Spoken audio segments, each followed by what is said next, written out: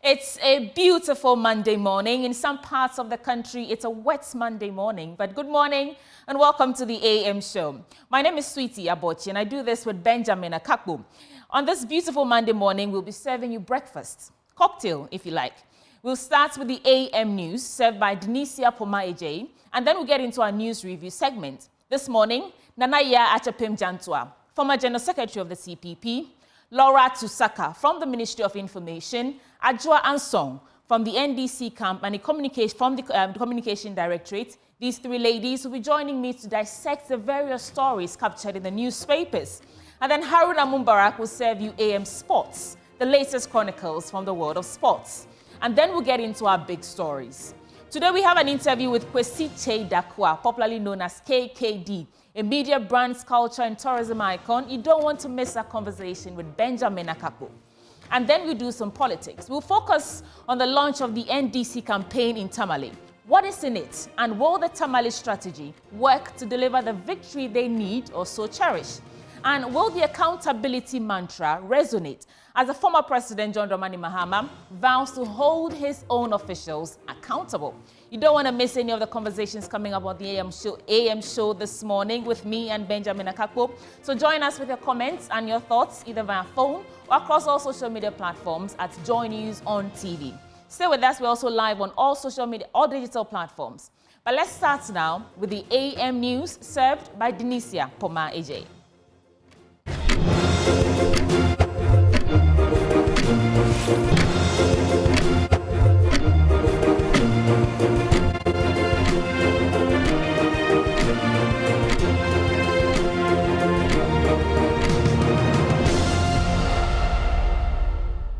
Hello, good morning and welcome aboard to AM News. My name is Denisia Poma-Ejei. We begin from the northern region.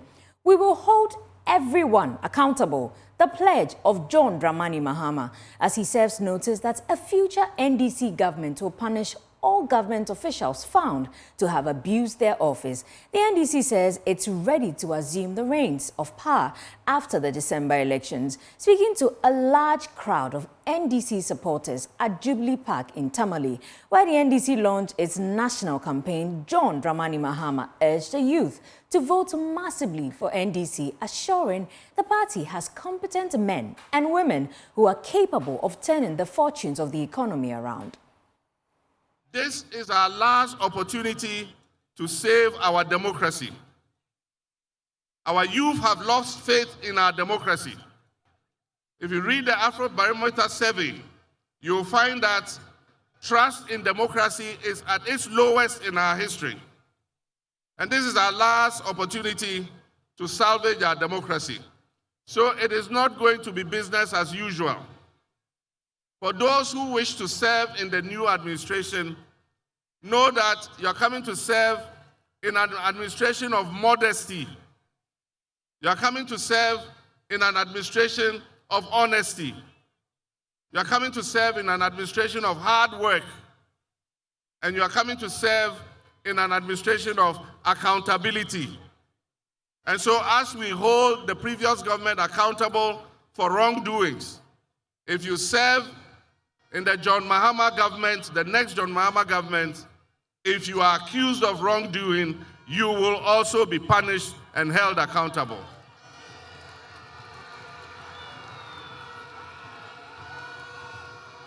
Because it is going to be, as they say in the Akan language, Aba yedibo techino, enwa en yedibo bang. And so if you want to serve in this administration, you must be prepared to be accountable.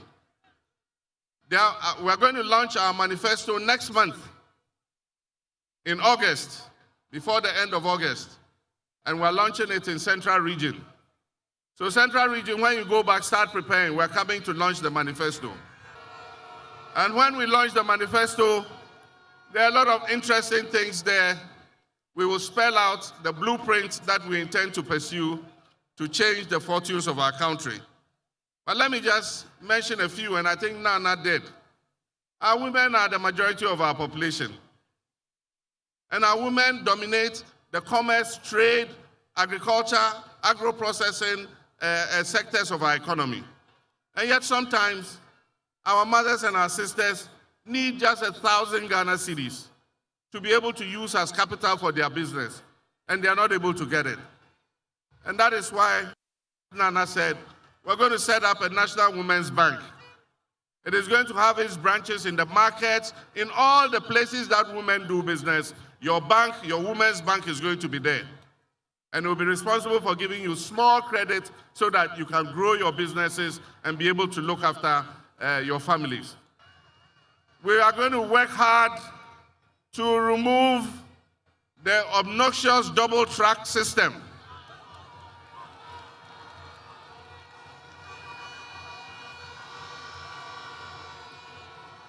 So that all our children can go to school at the same time and close from school at the same time.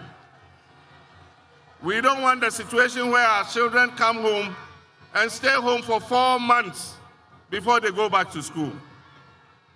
And so we're going to improve the free SHS. We're going to sit with the teachers and the parents and all the stakeholders, and together we will forge an implementation plan that will make the free SHS better. We're going to improve health care. And in our 2020 manifesto, we talked about the introduction of primary health care. When the manifesto is put out, you'll see the provisions that are there for primary health care. We're going to uncap the NHIS. Currently, this government has capped the NHIS and is taking some of the NHIS money into the consolidated fund. And that is why when you go with your NHIS card, the hospitals are reluctant to serve you because they don't refund the claims that they make.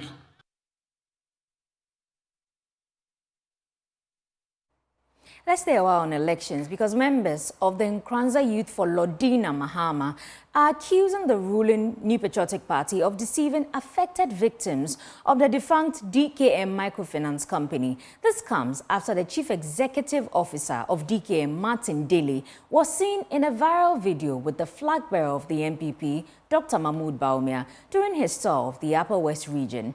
A spokesperson of the group, Mustafa Mohammed, at a press briefing in Nkranza said Martin Dele used funds belonging to the affected victims in supporting Dr. Bawumia's campaign and called on all to vote against the NPP in the December polls. Anna Sabit has more. It will be recalled that prior to the 2016 general elections, the collapse of some Ponzi microfinance schemes in the Brong-Ahafo enclave led to the death of many in the Nkranza municipality and its surrounding communities. One of these Ponzi schemes, precisely DKM, was alleged to be owned by the then First Lady Lodina Mahama, who is a native of Nkranza, and these allegations contributed to the defeat of the NDC in both presidential and parliamentary elections in the area. Nearly 8 years down the lane, the Chief Executive Officer of the defunct DKM, Martin Dele, is seen in a viral social media images with the NPP flag bearer Dr. Mahmoud Bawumia during his campaign visits to the Upper West region. This, according to members of the Nkranza Youth for Lodina Mahama, is a vindication that the former First Lady was clean of the allegations leveled against her. In the first place, the NPP made a lot of political capital in the then Brong-Ahafo, peddling lies and propaganda that the defunct DKM was collapsed by His Excellency John Dramani Mahama, and depositors' money were being used to fund the NDC's campaign in the year 2016. On the 3rd February 2016, the NPP Minority Caucus in the Brong-Ahafo staged a press conference in Techiman, which was read by Honorable Kwasi, MP for Doma Central, lying that His Excellency John Dramani Mahama and our incoming First Lady were involved in these Ponzi schemes, which included DKM. The good people of the then Brong-Ahafo accepted the lies and voted with anger against the NDC because the NPP promised refunding monies of DKM customers to them. Regional Communications Officer of the National Democratic Congress, Mustafa Mohammed, who addressed the press, revealed that despite efforts made by the NDC government to retrieve monies belonging to affected customers, the NPP rewarded persons who spearheaded the Ponzi schemes after supporting Nana Addo's campaign. The NDC with the leadership of His Excellency John Dramani Mahama, started processes leading to refund of monies locked up with the Ponzi schemes. Unfortunately, the John Mahama-led administration lost power in the 2016 general elections. Persons who spearheaded these Ponzi schemes and used their funds in supporting Nana-Addo campaign were rewarded. 1. Alex Jan, MPP MP for Kintampo South, was the manager for God is Love. He was rewarded as DCE for Kintampo South in 2017 when Nana-Addo won power. Former MP from Kransa North, who doubles as former Deputy Minister for Defense, Derek Odro, aka Dero, took over Jasta FM and turned it to Dero FM. The group further expressed shock at the turn of events with the CEO of TKM seen supporting the campaign of the New Patriotic Party. In fact, Martin Dele is the chief financier of Alhaji Mahmoud Bawumia campaign, as was seen donating funds to Bawumia's campaign in the Upper West region. And now away from politics, Joy News investigations have uncovered how customs officials take bribes to allow traders to transport smuggled goods from neighboring countries. These officials take bribes as little as 20 cedis to allow traders to have evaded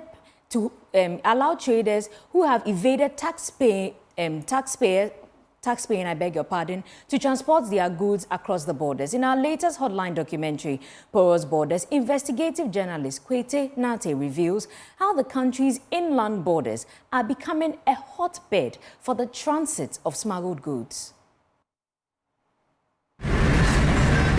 We have driven through several checkpoints with these goods without tax stamp from Aplau through to Dabala to Segakope without being flagged. Our movement through these checkpoints was smooth until the customs officials in her mid-30s flagged us to stop at the Sugakope checkpoint. The investigative team assumed this customs official who stopped us was to inspect these goods would get us to pay taxes on the assorted drinks. But we were in for a shocker. She demanded the team pay a bribe of 400 cedis. She allowed us to pay 200 cedis after some minutes of negotiations.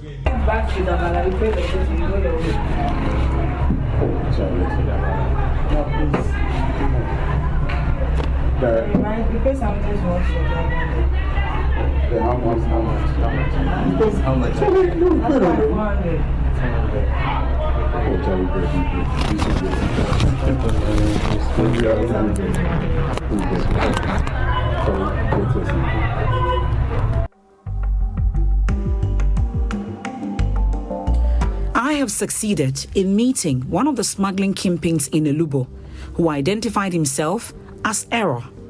For every box of rice he brings from Ivory Coast to Ghana, he charges 20 cedis.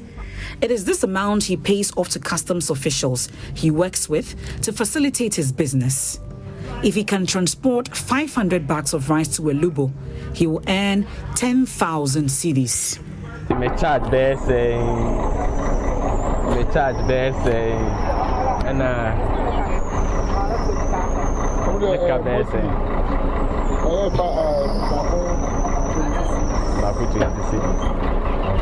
you ever say be about 300, memo 320.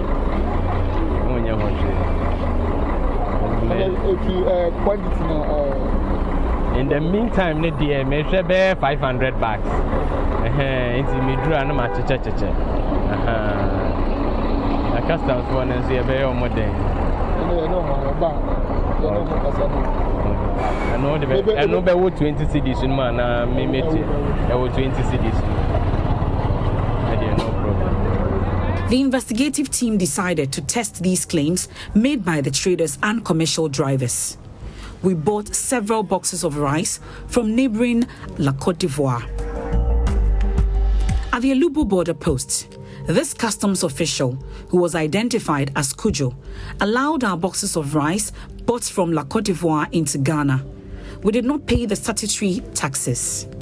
When the team got to the customs checkpoint at Samir, our vehicle was inspected by two customs officials.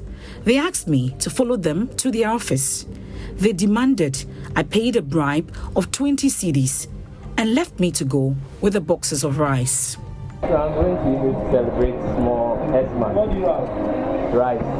How much? 3. You are going to use it. I'll dash down to my pastor. And then other people. We are in the festive season.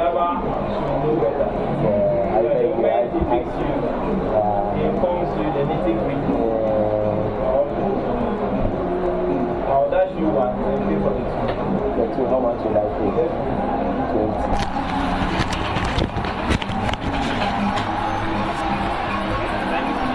Thank you very much. Here's a book for me.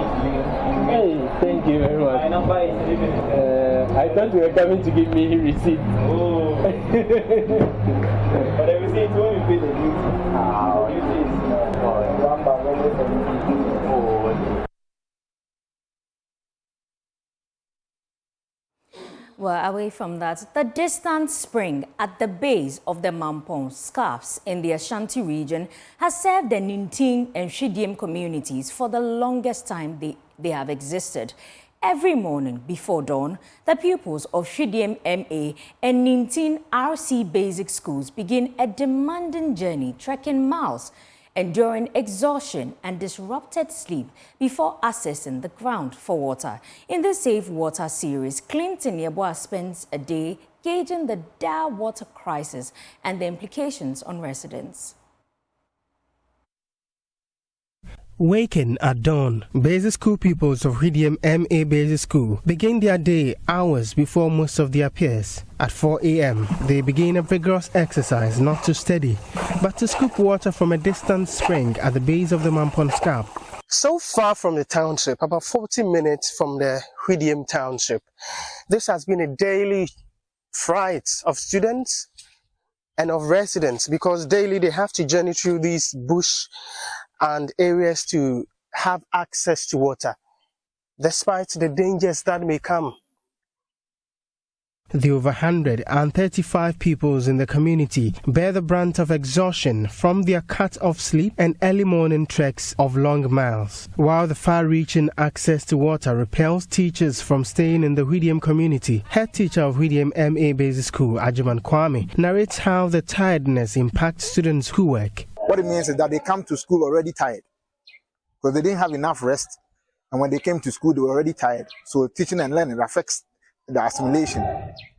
For those who wait till daybreak before fetching water, they either come to school very late or they decide not to come at all. As a result of the water situation in the community, the teachers in this school do not live in this community. They stay in Mampong, so they commute from Mampong to this town on a daily basis. Flowing quietly through a natural exit point, the groundwater beneath the scarps at Shidiem emerges from the aquifer, flowing onto the top to become surface water. So after a frantic journey and process to get to this area, what you see is water dripping from corners and centers of this rock. And just as you can see, you can barely see water dripping enough for people. But like this gentleman, this has been a major water supply for the people of Shidiem. I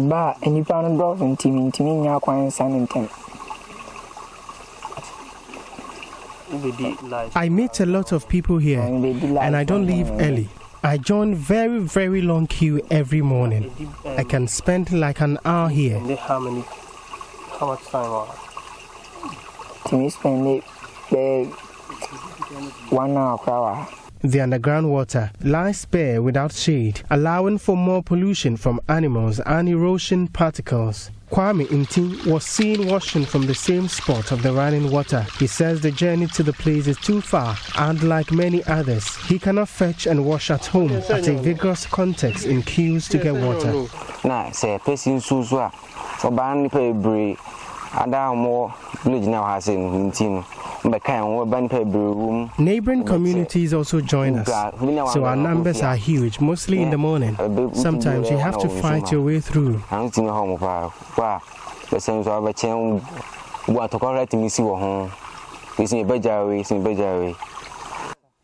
The situation gets similarly dire at the adjoining community, Nintin. The Nintin water source seems to be oozing from the ground into a naturally created platform where school kids scoop with their cups. I'm not even sure I have words for the type of water source that this is, but yes, these are kids and students of Nintin trying to scoop as much as water that they may need. Because having to wake up so early in the morning the next day and join queues in order to have access to water may be something that they find frantic. And so they are trying to save time by coming here after school and save enough water for the next day. They recount missing academic tests due to lateness from enduring long queues. We are always late for school and we miss class tests. This is why we are here at this time. The issue extends beyond the school grounds. The linguist for the Hridium Queen Mother, Agyapadie, expressed concern about the broader implication of the situation, particularly for women.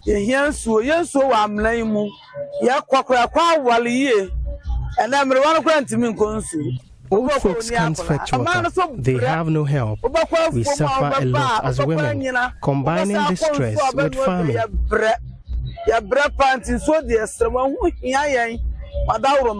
It is also important to note that the Kofor gallon is one of the valuable assets in households of Nintin, because without it, you have no container to save water for the next day.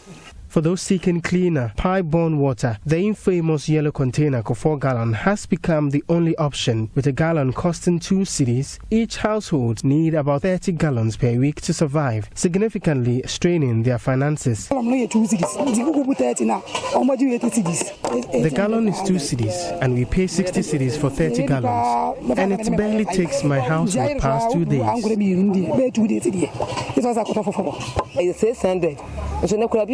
The prices also keep rising. The barrel that takes us for a week has increased in price. The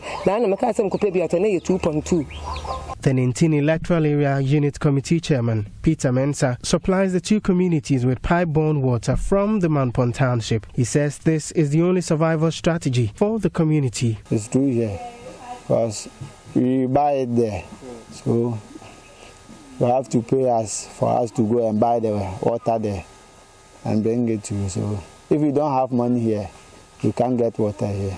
That's the only major problem here. The assembly member of the Nintin electoral area, Nicholas Oseiusu, is calling for urgent assistance. He disclosed that engineers have identified suitable sites for drilling pipe-borne water, which would alleviate the crisis. It's giving room for open defecation, and it's a common phenomenon when you come to Nintin. And when we visited the water source, you saw for yourself it's within a slopy area, and so when they defecate in the nearby bushes and it rains, the runoff, it drags the feces along. So all these materials also contaminate the source. That also becomes our source of living, because they say water is life. And so the situation here is dire, even though it's a basic necessity, and we are in dire need of it, sustainable potable water. But government is unable to provide as we wish. So we are asking the multinational companies, NGOs, local and international, please come to our aid. Nintin and Hridium, we are pleading with you. Now we have employed some people from Kyei University who have helped us to locate exactly where we can get water whenever we dig. So when you come, we are not going to wander around just like it used to happen, and eventually we will not get water. But this time, when you bring your money to help us, we are going to take you directly to where you can sink and get enough water that can sustainably help us. All we need for now is mechanized borehole that can serve the needs of the community. It was so adventurous coming to Hridium and Nintin electoral area in the Manpon municipality. But all the adventure has been about the dire crisis of water. Lives are at risk, so is the future of many young people. Reporting for Joy News, my name is Clinton Yeboah. From water, let's go to mining, where the Ghana's Inspectorate of Mines is advocating continuous safety practices in the mining areas to guarantee the safety of mine workers. Chief Inspector of Mines Richard Kofi-Addo says accidents at the mining area should be reduced to the barest minimum by consistently educating and training miners on best safety practices. He was speaking at the Intermines First Aid and Safety Competition at Ayamfuri in the Central Region. There's more in this report. The Chief Inspector of Mines, Richard Kofi-Addo, emphasized the need for safety to be a watchword of everyone, especially workers at mining firms. Minerals Commission, we have a wing, a technical wing known as Inspectorate Division of Minerals Commission. And our job is to make sure health and safety permits in the mine, so that, mining is very hazardous. So we should organize some of this competition just to create the awareness for the communities and for the mining workers as well. So the communities, we are bringing them in because we operate within a community. So whatever we do in terms of health and safety, they should also be aware. So that, for instance, when somebody is injured in their house, they themselves can treat that person before he's sent to the hospital for medical care. Yeah, what we do is that, for instance, this is an example. We do organize workshops for both the mining companies and the communities, but we do it on a quarterly basis. So these are some of the things that we are doing to help the community to bring their mines on safety. General Manager of Pesas Mining Ghana Limited, Daniel Ejamensa, explained why the company is hosting such a competition. It was an honor for us to host this important event. And we all know safety, the role safety plays in our operation. It's a top priority of our values. So we welcome occasions like this where the mining companies and the communities will all, put what they've learned on safety into practice, and not only improve their performance in the company, but also as the community. We all know that this is it's preparing the individuals to respond to any emergencies, and I'm particularly happy about the community involvement in it. As we all saw in the demonstration, it was very impressive, the attitude and then the responses that went with all the scenarios. So it gives me a lot of joy to host this company, and I'm looking forward to hosting more in the future. An environmental consultant to the Ghana Chamber of Mines, Nana Ando, says the safety issues in the mining areas have generally improved. Some years ago, people didn't want to do work in the mining industry because it was too dangerous. People were just dying. Now, if you go to the mining and you look at the safety record, yes, that's why a lot of people are asking or requesting to be employed, because the safety record is very high now. And it's all because of all these programs that the chamber has planned. Normally we give them a topic on mining to write. For example, today's topic was about how they see the mining companies' contribution to communities, and that is very good. The teams that competed in the Intermines First and Safety Competition were Anglo Gold Ashanti, Toronto Gold Mines, Asanko Gold Mines, and Newmont Ghana Gold Mine, Ahafo Mine.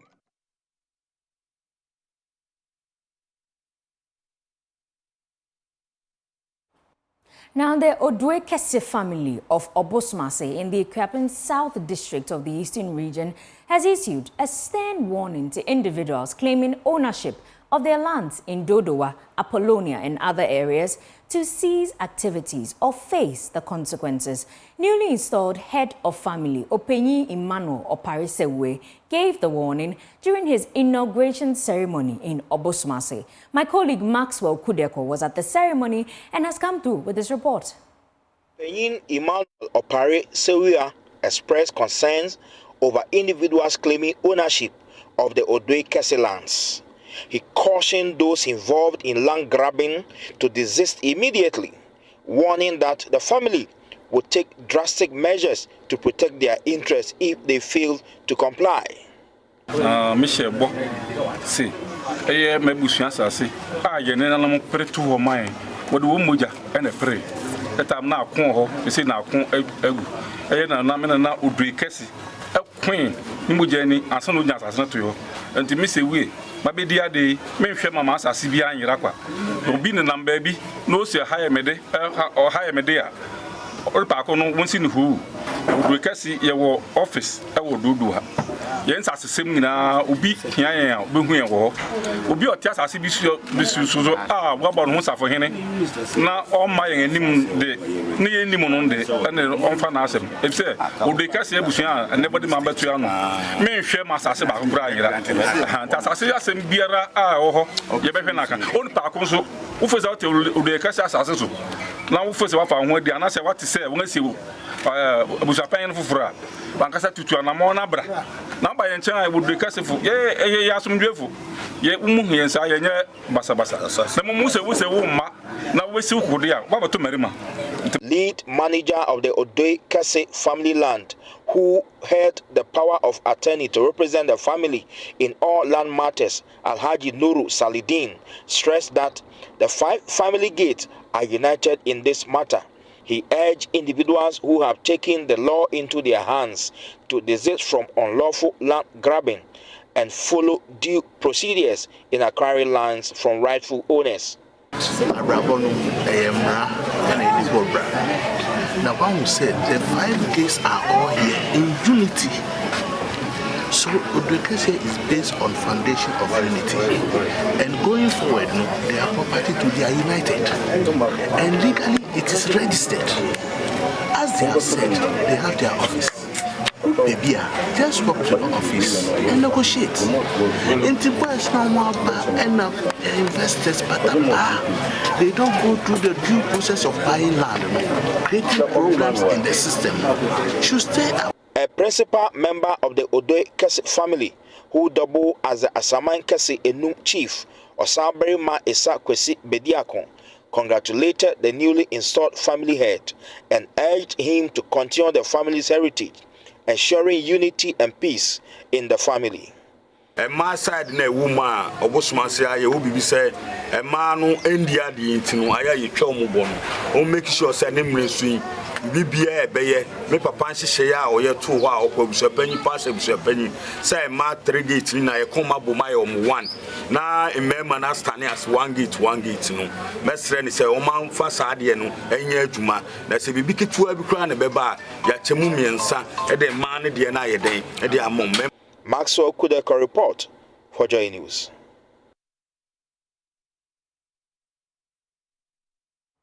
Oh, it's now time for business updates with Benjamin Akapo.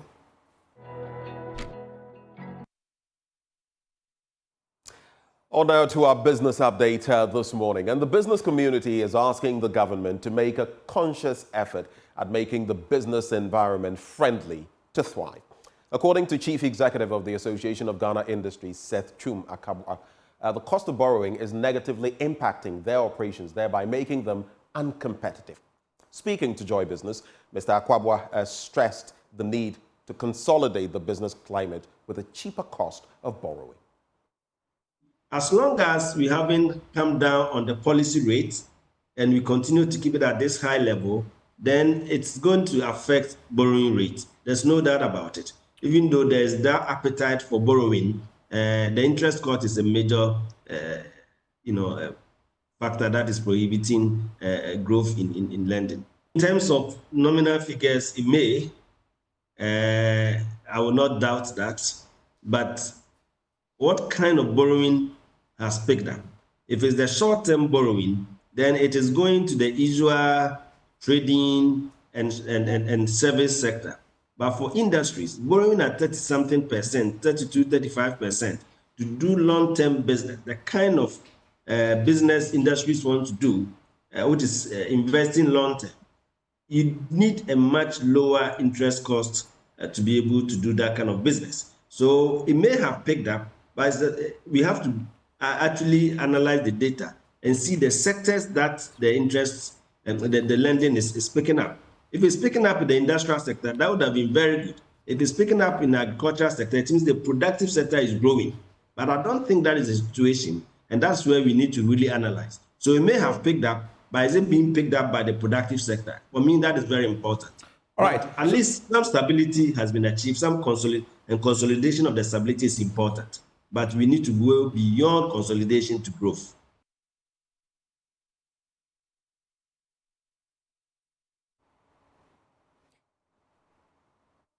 Oh, thank you, Benjamin, for bringing us business updates. My name is Denisia Pomaide. Up next is News Review.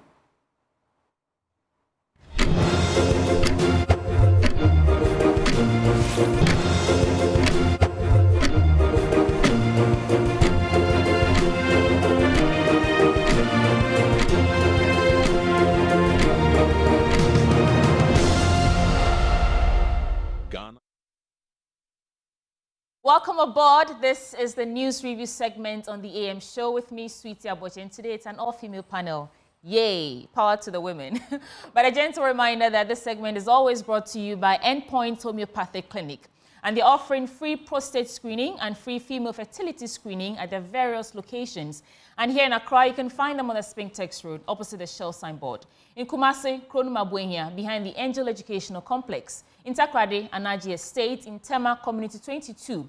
In Techiman, Hanswa, in Esiama, in Zima. And here are their call lines, 0244 867 068 or 0274 234 321.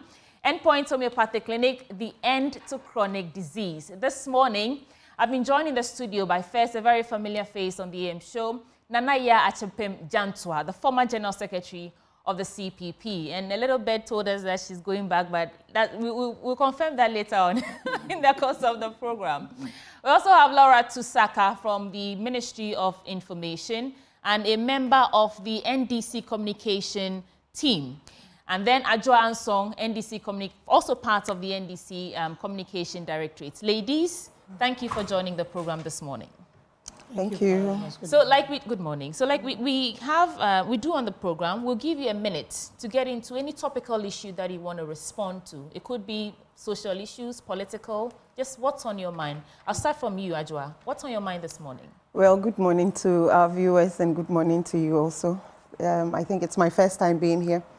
I would like to talk about the NDC campaign launch. Right.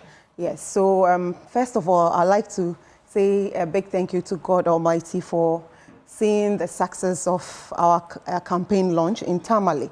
I was personally in Tamale. I actually arrived at 11 p.m. Last night. And then I'm here on TV in the morning.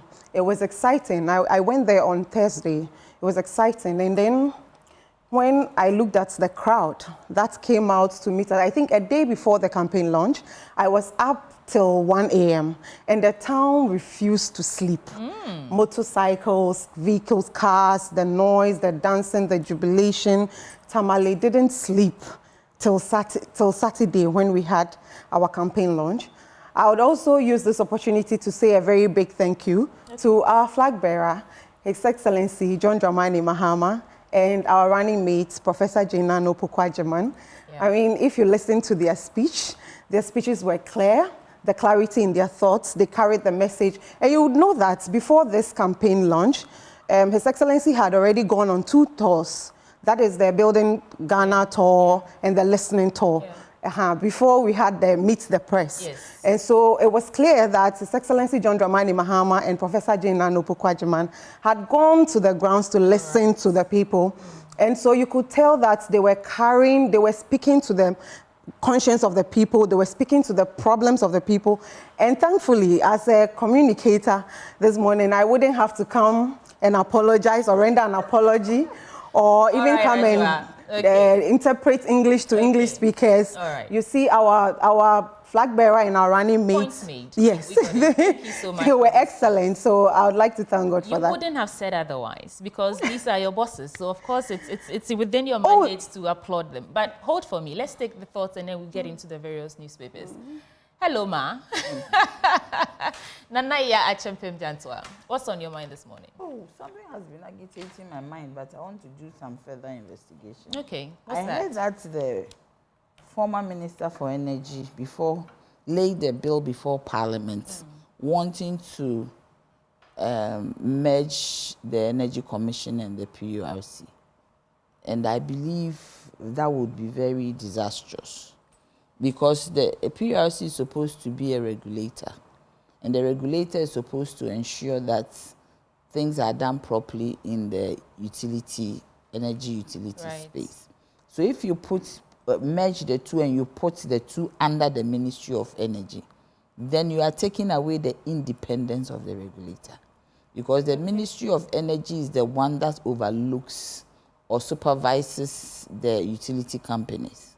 So if now the PURC, which is the one that would make sure that there's sanctity within the sector, is put under the Ministry of Energy, then it means that the minister, he himself is now trying to, manipulate. I don't want to use the word manipulate, but it means that the ministry is supervising itself. And that's the sense of checks and balances. Yes, and that is very wrong because I even wonder whether the World Bank will agree. Because somewhere in, I think, 2006, 2007, the issue came up, and the World Bank did not agree. Okay, and you say you want to confirm the details first. Yes, I want the details I want to confirm are new laws have come up because there are laws that Energy Commission, supervises over on standards of service. Right. Then there's the licensing which sits with Energy Commission. Then there's the standards of service laws. Some of them sit with Energy Commission. Some of them sit with PURC. I believe that what they have to do is to make sure that PURC take over those functions. Okay. So when PURC takes over those functions, then it will make it easier for the PURC to sanction the utility properly. Right. Because there are times that if PURC has to sanction the utility, they need to write to Energy Commission to do that because Energy Commission is superintending over some of the laws. Okay. And I do not think that it is right for our democracy for PURC to be under the ministry. Yeah. In most jurisdictions, especially even in the US, because it's a federal state, the regulator is under the office of the governor. That is seen to be the president of the state. All right. So I think that Parliament should have a real look at it. We'll see how that goes. Yeah. Laura Tusaka. Yes, so from the NPP communications team. Yes, and the name is Laura Tubusasaka. Laura Tubusasaka. Yes, please. And good morning to our viewers. Good morning to you. Good morning. It's my first time of being Laura Tubusasaka. She's aspiring flag bearer. No, I mean, who told you the flag bearer and leader of the New Patriotic Party and the current vice president. I mean, we all know has been going around the country, engaging with the youth, engaging with the chiefs, engaging with queen mothers. I mean, the major stakeholders of development in this country. Yesterday, he was in Namdam, he was in Bolga East. Today, he will be in Bongo, Chana, Paga, and Navrongo Central. So all Ghanaians and Ghanaians who are passionate and patriotic about this country should go out and listen to him. We have a message of development. We have a message of taking care of this country. And the vice president, who is the flag bearer of the New Patriotic Party, hasn't minced words. His running mate is also moving around the eastern region. Yesterday, he was at Akufo-Addo Technical University. So, I mean, it's a campaign of hope. It's a campaign of development. It's not about big talk. It's not about inconsistencies. I mean, if today people think that 4 years is enough to make a change, I mean, what can we say? These were people who said 4 years wasn't enough. These were people who said a lot of things about our development. Today, they claim they've learnt their lessons and they are revising their notes and putting Ghana first. Why not? But Ghanaians and the voters who know what they are in for and who know what Ghana should be are listening to His Excellency Dr. Bawumia. I just want to probe just a bit further. Yes, sweetie. Since we started practicing this democracy, this Fourth Republic, the most number of years every party or government has been in office is 8 years. You've had the chance to rule this country for 8 years. What more do you think that you want to do now that you couldn't do within the 8 years? For which reason you really, I don't want to say desperately, but you're very, you want to break the 8 so bad. Why? Susie, if I can ask you a personal question, what phone do you use now? What phone do you use now? I use an iPhone. I will indulge. An iPhone. I use an iPhone. Yeah. Yes. We're using iPhone, the same iPhone 8 years ago. Tell me, give me your points without... Development is a continuum. Hitherto, we're not talking about digitalization. We're not talking about online platforms. We're not talking about the kind of banking we are doing now, the kind of registration we're doing now. We're talking about paper to paper, face to face. The world is moving. And today we are talking about the 4th industrial revolution. Right. Some places have even designated the 5th industrial revolution. So development is a continuum.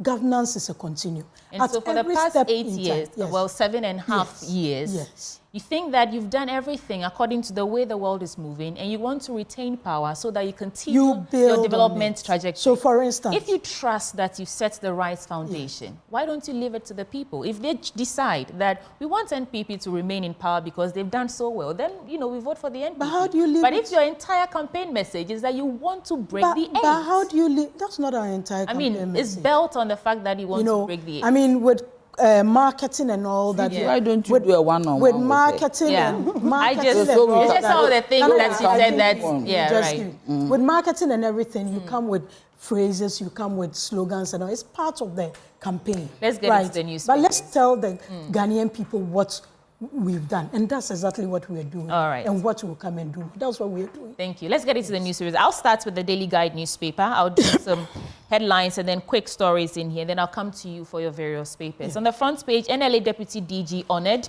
AU adopts Nane's payment system for Africa. Ochinhene rubbishes Agyapadie fiction.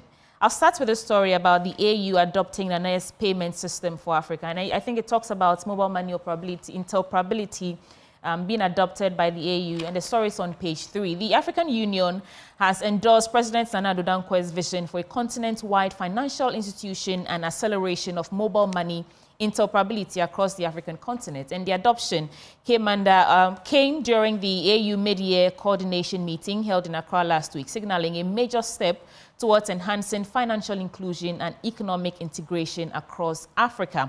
And President Akufo-Addo, who serves as the AU champion for financial institutions, presented 2 comprehensive reports outlining his vision and the proposals focusing on the establishment of an AU financial institution and scaling up of mobile money interoperability, received overwhelming support and applause from attending delegates. Let's put a pin in that. Ochinhene rubbishes Agyapadie fiction. I don't know, that document has been going around all week, from last week over the weekend. I don't know if we've had the chance to read it. I've read a bit of it. The Ochinhene Osagyefo Amwete of Oripenyi has described the documents in circulation covered with his image under the caption Agyapadie as a total fiction, fabricated by those determined to create and fan a hate campaign against the Oforipenin household and Ochiman. The book, whose content suggests a detailed strategy aimed at positioning and maintaining Achim people at commanding heights in all spheres of the Ghanaian economy, has popped up again, gaining prominence on some media houses and in the country. And he goes on to talk about how this isn't the first time this book is coming up, and they've rebranded it. It came up in 2016, and they called it something else, and it's just a way of trying to fan hatred for the NPP. And that, in fact, if you go into the details, under former President John Agyekum Kufuor's tenure, there were more Eastern or Achim people in office compared to Akufo-Addo's regime. So he doesn't see the sense in what the book is talking about. Well, and then, of course, there's this NDC launching their campaign in Tamale. Dr. Baumier's credit scoring system, a game changer for Asumdwe Krom's financial landscape. And there's another story right here that talks about his response to critics about that. But let me take your reactions on these first 2 stories. Which one? We've said so many. The AU adopting Nana Akufo-Addo's payment system, that is the Momo interoperability, and Ochinhene rubbishing the Agyapadie fiction, or the Agyapadie documents that he's calling a fiction. Nanaya, let me start with you. Yes, because you were nodding as I was going. So I was listening to you. Yeah. What do you think about the Agyapadie? First, okay, if you want to tackle that first. No, but the Agyapadie. Good morning to your viewers and good morning to everybody. Good morning to my sisters. You see, you don't need to come tell us, with all due respect, that is the chief or the king of Achimabuakwa. You don't need to tell us, you need a press conference to tell us that this is a fake or it is a doctored, whatever it is. This thing has been around for so long. What has necessitated this? And besides, you don't need a document to know what is happening. He said in Akufo's government there were more Achims. Yeah. And who are these Achims who were there? I mean, we are not talking about main ministerial positions. We are talking about even CEOs. We are going down to other lower levels of government. You don't need anybody to tell you. Do you get me? So to talk about a document and trying to create friction or hatred, use the word hatred between Ghanaians and their Achims. It didn't make sense to me, with all due respect. So you don't think it's a fiction? You think the document is credible? But I'm saying you don't even need a document because if you look at the state capture, do you get me? And the number of Achims who are in positions, maybe let's put it down and see which is which. But you don't need anybody to tell you the things that are going on, lands being bought, I mean, all manner of things being done. You don't need a document to say. One person stayed at the Ministry of Finance, messed up our economy, and he was not removed till maybe he himself thought that he should go. Then even when he left, they also gave him an international business, something. Did you understand? So is that final contract about the ambulance? The ambulance, yes, and all over. I mean, you don't need anybody. You don't need a document to say that this is the agenda. You don't need a document. And for me, I don't think, I haven't read fully, but I mean, talking about the Ashantis and the Achim, does it talk about the Ashantis in that document? Yeah. It talks about the Ashantis. Well, I haven't finished it. That's the point. So what I have, it doesn't talk about, it talks about state capture and how they would want to be relevant even after they've left power.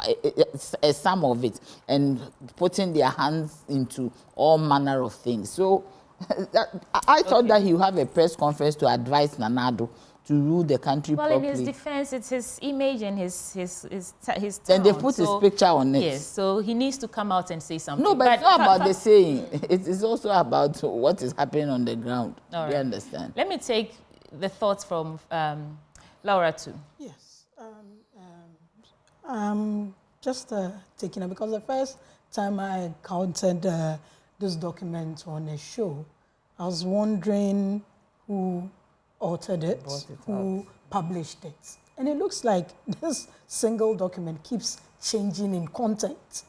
You know, I think the first time I chanced on it, it was Asase or something. That was around the Agyapadie thing. But I think that as Ghanaians, if we are going to believe this document, Nana Akufo-Addo, His Excellency, I don't think will be president forever. Come January 7th, he's ending his tenure, two-term tenure that the Constitution. Yeah. You said this isn't the first time. This isn't the first time I've chanced on this document. Someone bringing it into. People were used to bring it into the studio, and it keeps changing in title. It keeps changing in content. Whoever authored this, it really thinks there's something really untoward going on, and it's really patriotic and really passionate about making sure that nobody takes order. And I think that is a bit, it's for lack of a better expression, I think it's an insult on all of us. That all the ethnic groups in this country, all the ethnic groups think that one family or one ethnic group can just come spend 8 years and take everything, as if nobody will come to power again, as if no state institution works. I mean, how do we look at some of these things sometimes? This isn't the first time you've seen this document. That's not the first time I've seen it. And you are saying that it's just a document or content to defame your political party. Hold on. Yeah. If the content of this document is not credible, like you say, it's not a representation of the fact, why haven't you seek out the one who wrote it and bring the person to books? When we started, why would you just let the person started the show, circulating? Right. When Anaya started her opening remark, she was like, oh, she's heard something about energy ministry and she wants to further check, but this is the issue. So we can't go into it until we have the issues. What I'm saying is, and I haven't mentioned MPP in here, right? I think that as a nation, that via its constitution, everyone gets 4 years at a time. Right. A president gets 4 years, renewable to another 4 years, gets in total of 2 terms and leaves. We've had presidents. I mean, at least for my age, I've seen late former President Rawlings, I've seen President Kufuor, late President Mills, former President Mahama, now President Akufo-Addo, right? They all came from different places. President Rawlings was from Volta, President Kufuor Ashanti, President Mills, and all that, right? 2016, this document shows up. Came as Asase, came with certain issues, right, that were happening. Then comes again 2018, the name has been changed to Agyapadie, right, had different content. Now it's come back with content of happenings, right, in the country now. What I'm saying is, whoever authored this document, right, if he's really patriotic and really thinks that someone wants to take over the whole of this nation, which I think, as a person, is an insult to all of us from other ethnic groups in this country, really passionate, means well, the person should own up the document. Fantastic. And save all of us of whatever they think is going to happen. And now the person is not owning up. The person is not owning up. 8 years on. From so you think hold for me. Yes. From 2016, and then again 2018, like you said, the chronology you just gave. So what stops you from seeking out the person and saying, listen, you are defaming this group of people. What you're saying in this book, in this thing that Ofori-Penny is calling fiction. Yeah, but he started wrong. coming out. What prevents you? But that's what he's doing. My question is, because you singled out a certain group of people, and they have come in. I'm not an Achem. And he knows. That's what he's doing That's now. what they are doing now. Because this is not something that we should... There are lots of things we need to talk about as a nation. She's talking about energy issues. We are talking about campaign. There's education. There's health and all that. If we really think, then we have a problem in this country. That let me come someone to Adjo, can just I'll circle everything. back to you. But that is what the Ochehene has done. He says it's fiction. Anybody who thinks otherwise should prove it. We can't be wasting time on something. I'll start on with all our problems. Let me get... I'll begin on the note that whoever wrote that document, I do not think will come out because it seems to be like a whale which had been leaked. And so, to my mind, whoever is the author of that document didn't intend it to be in the public space. Yes, and you see, we are all logical beings, and sometimes people in leadership can try to gaslight all of us, but it doesn't mean that we do not know our truth. What is our reality today? Is it that the content of the book is playing out the way it has been written? Because there were things that were written in 2017 that are now playing out. And I've not read the entire document, but I've seen excerpts of it, and it's scary. I have the intention to go through the entire document to look for myself. But with the little that I have seen with positioning certain people to capture certain things, so it is not, when they say there's a particular group wanting to capture the state, it is not that there will be a party where there are no other ethnic groups. Because some part of the group said that, some part of the book said that they were going to hand over power to a non-Achem person, which has also played out to be VP Baumia, you know, and it's all playing out. Oh, we cannot name names. it but doesn't it's in the clearly book. say in the book. I am not saying because he is the non-account person and he contested with how many accounts, but for some reason so we can see the things playing out, and as we are all logical beings, I believe we have some intelligence, and so nobody can tell us what to think. We see what is on the ground, and we form our own opinions based on that. All right, so we form our own opinions based on that. So now you wanted to respond. I'll give you about 30 seconds, and then I'll get into other stories. No, but I'm saying that we have journalists in this country who are investigative journalists. This document has been around. I think somebody should use it as a project and find out who wrote it, so that we have we settle it once and for all. Because for me, to bring the Ochihene himself into the matter, he's not a politician, and he's not the one who is going to bring Bawumia as the flag bearer. Right. Do you get me? So I don't know why they have brought chieftaincy into this. He shouldn't even put himself into all this.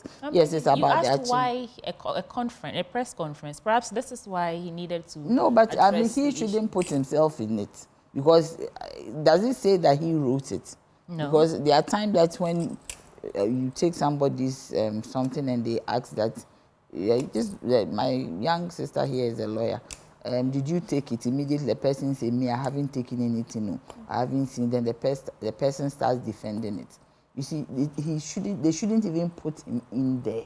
But I think that I'm asking journalists in Ghana, it's been around for a long time. Somebody should take up the mantle to investigate the source. Fantastic. So on the back page of the Daily Guide, Jesus has spark back. I think that's on the back of the Olympics, Paris Olympics opening. Black Sharks pick AFCON tickets. Mohamed Kudus shows love to baby. Convicted rapist booed on Olympics debut. Let me get into the Daily Graphic quickly, and then I'll come to you. AU adopts president. We've gotten into that story. NDC ignites flame for change. We've gotten into that story as well. ICGC starts annual Greater Works Conference today. 125 Boko Haram insurgents convicted. That is on an international front. This is coming in Nigeria, Abuja. There's also a surge in electricity prices, impact on growth, living standards, etc. On international front, UK deeply concerned about escalation risks. Trump tells Christians they won't have to vote. And let me just add that I'm proud of Kamala Harris for raising such amount of funds in the shortest possible time. And for me, it's just like it's a time now. It's a time for women to rule the world, starting from America. NDC ignites flame. These are just some stories in the Daily Graphic, and then we'll come to UPSA School of Law Honors SKB Asante.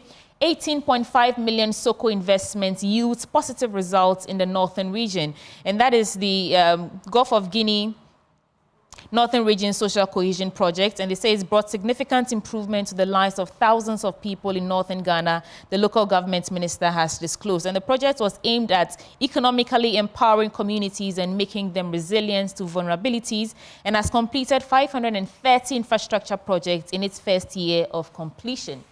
On the back page, Stacey to ignite Ghana's Olympic dreams. Speed Kings Azamati Saminu in action on Saturday. Let's get into your papers, Ajwa.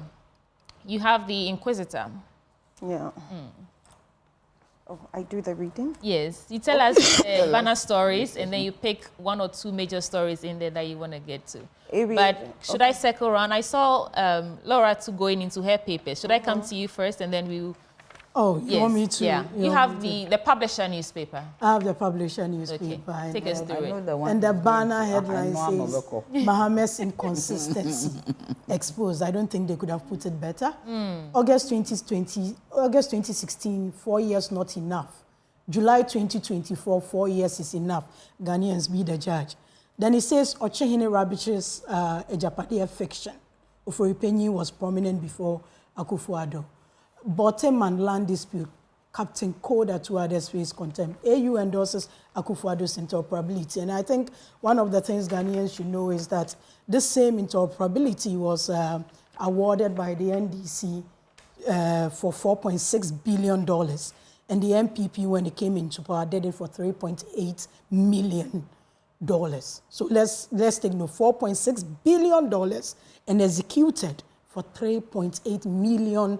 dollars, billion and million. We need to take note of that. But in you have to fact check it. Just fact check that. Just fact check that. And what was in it? I mean, what are the components? No, but you go on. Can you on. transfer money from your bank to your Vodafone bank to that's interoperability. They awarded a contract for 4.6 billion. Because we did it for 3.8 billion. But the story is that the African Union has adopted the strategy. So that you can send money across the continent. So are they going to put the e-levy on it? The numbers. That's a good question. Yeah, because but here in Ghana we have taxes in there. Are they taking taxes? Laura, give me a second. Okay. She's asking a valid question. No, seriously. I mean, it's now going to be across the AU. The taxes in there, are they going to let it be or they are going to remove it? If they are going to remove the taxes in there for the whole of the AU region, then they should start removing the taxes on the Ghana one. She's saying that the interoperability comes with taxes. You don't send money. It says AU. Are they going? She's just asking if they're going to take it out. Don't forget that every country has its own regulations. No, but I am saying financial. So AU is adopting it as a body, but I'm sure when it comes to implementation, there'll be some nuances. No, but I'm saying that if it is agreed that there should, maybe in their country, it's possible they have the normal Momo transactions. So I want to find out that all the taxes they have put in there, is it going to be transferred across? Okay, that is the Ghana context. But whichever country decides to adopt this under the AU, they would have to tailor it to suit their own systems of taxing and all that.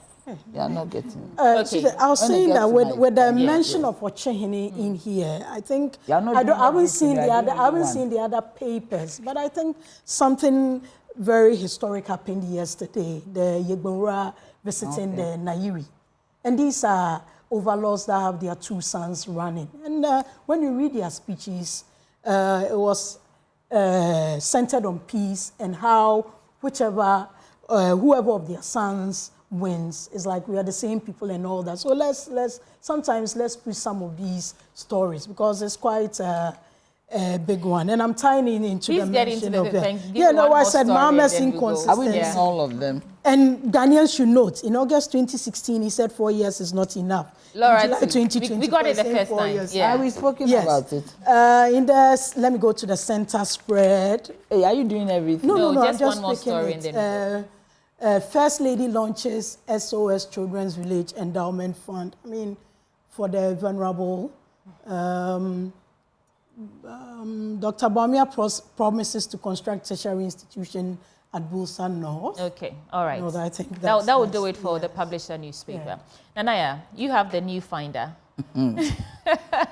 Sweetie, the question I'm asking you guys are not getting me because it's a package. It comes with all these taxes and all.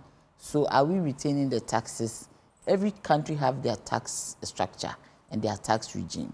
But this one, certainly there are some taxes. I need to interrogate it. So if there are taxes in there, because this government puts taxes on everything, do you understand? So are they going to let the taxes stay or they are going to remove the taxes? If so, then the ones here in Ghana, they should remove our taxes too. Do you understand? And I think what I'm saying is that they are not adopting our way of operating mobile money, but the system where enables you to send money across various networks, maybe from your bank to your mobile money app, from one Vodafone account to an MTN account. Yes, there is. And I'm saying that is for us. But maybe in their countries, even when I don't know if they do even normal Momo in their countries. That's what they're trying to adopt. The Momo system. The system of sending money from your mobile devices. So I'm saying that there's taxes in there. Are they going to adopt the taxes too? So Nigeria, for example, could decide that they will do it for free. I mean, for no taxes. So if Nigeria does it for free, we should also do it for free because they are adopting the whole system. And let's get into your paper. Flag bearer. Okay. Uncertainty surrounds inflation outlook. That is the CD volatility utility. I am surprised he's not talking about food inflation.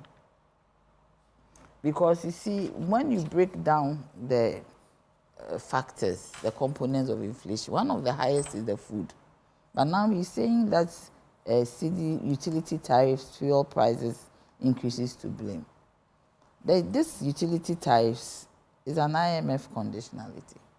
It's also a factor of the economy, how good or bad the economy is.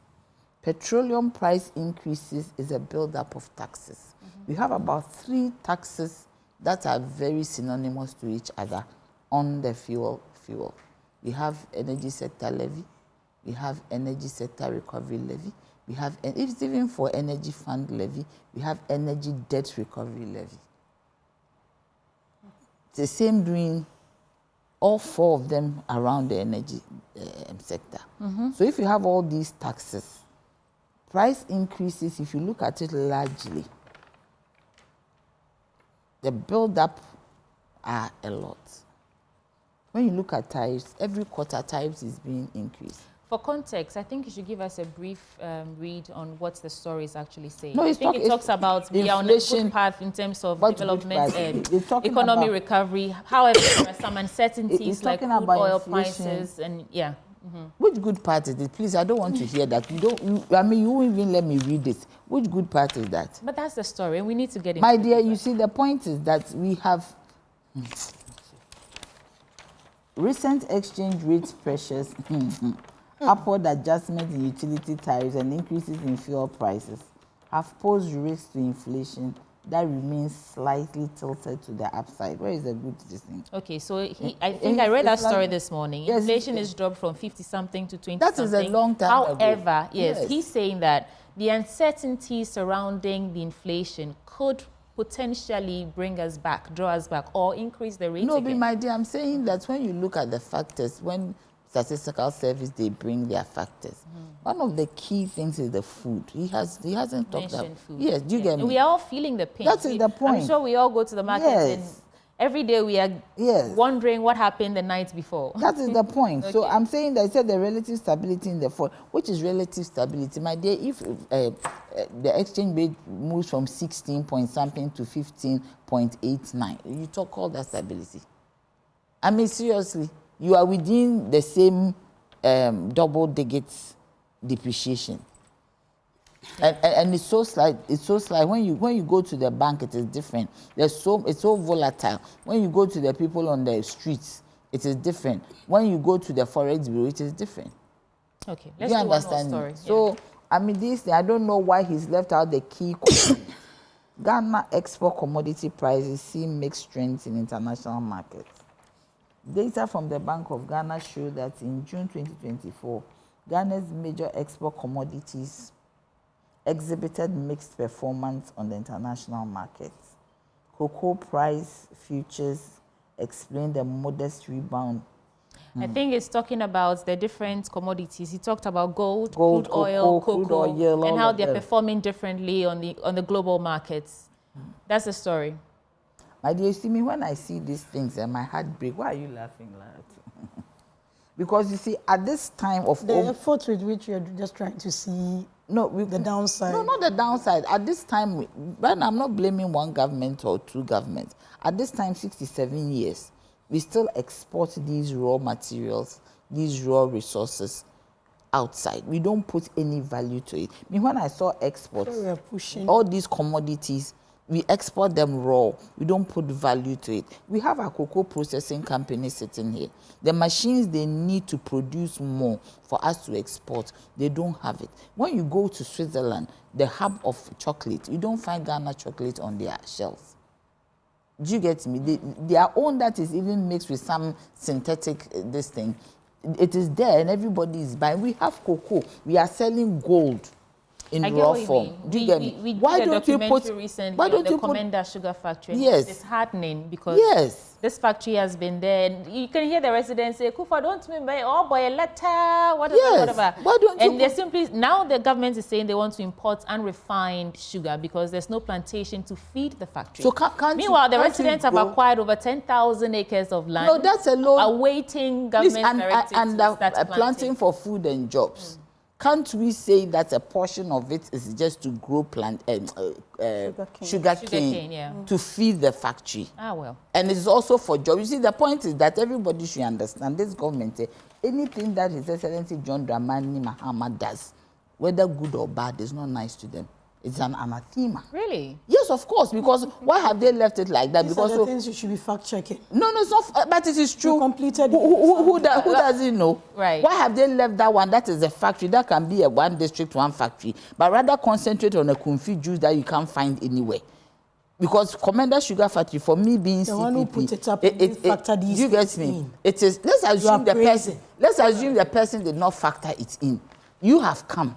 Government is a continuum. Why have you left it? Because that one can bring jobs to the people. NDC used about 35 million, injected that money into that project. NPP has also injected about 50 million or so into this project. So it's really, so both of them should take the. So I am saying that you see, when it comes to Ghanaians, my dear, we should stop talking about blame. If there is any crime in there, let the people who worked on it be prosecuted, but the project should be done, to be completed to help Ghanaians. When it comes to the people of Ghana, we need jobs. Right. Adwoa has been quiet for a while. Adwoa, yes. What are your thoughts? We'll get into your paper, but what do you think about where the conversation is so far? We're talking about factories being abandoned, Commander, interoperability being adopted, all that.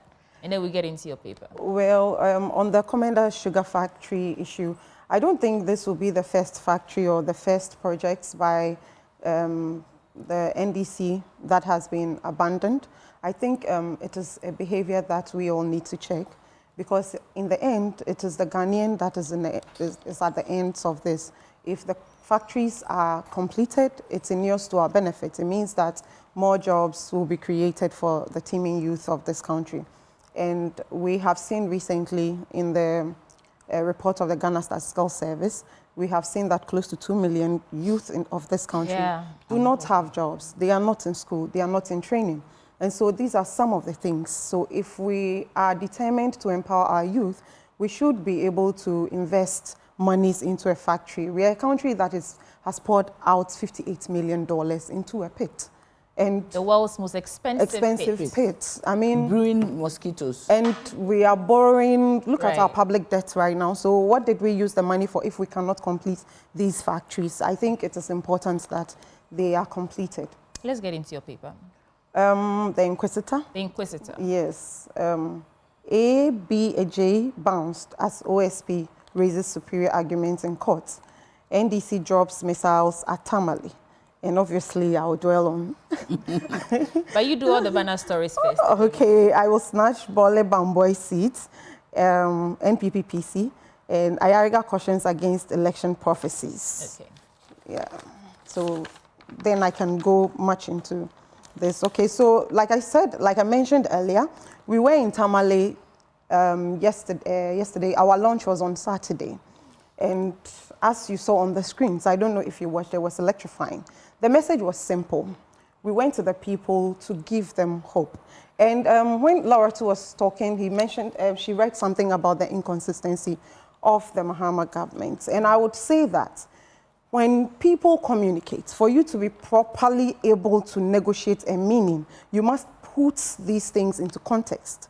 And so if there was a government who had ruled for 4 years and wanted to continue a good work, then they can say that I have done something for 4 years. Allow me to complete it, because you give people 8 years and 4 years is not enough. That makes sense. Now, this person has been out of power. Another government have been in almost 8 years. And every economic indicator shows and proves that the country is headed in a ditch. And we are not the only ones saying it. And even if we were, we are Ghanaians too. We see where it's going. We can look at inflation. We are looking at food prices. We are looking at our public debts going up high. Everything indicates, and the recent Afrobarometer report even shows that 9 out of 10 Ghanaians believe that the country is headed in the wrong direction. And what was our theme for this campaign launch? It was for you to vote for change, to reset Ghana. And so if our intention is to reset the country, because we all agree that the country is headed in the wrong direction, then it will be right for His Excellency John Dramani Mahama to say that I can use 4 years to bring us back onto the path of development. 4 years is enough for us to reset this country. So that is the differences in the messages. So I do not see... I listened to a bit of Mr. Mohammed's speech, and he says that, I mean, in the quest to reset the country, although sometimes I'm a bit skeptical about the word reset, but he says he'll start by creating jobs. Do you think that immediately what we need is creating jobs, or should we focus on the economic indicators like our debts, like enabling women, like the things that form the fundamental of the economy, so that the jobs will be created, you know, what's the word? Alongside as we go. Because if banks cannot operate without Bank of Ghana shutting them down, microfinances are still struggling to make their money. DKM microfinance is still struggling to get their monies back, and so on and so forth.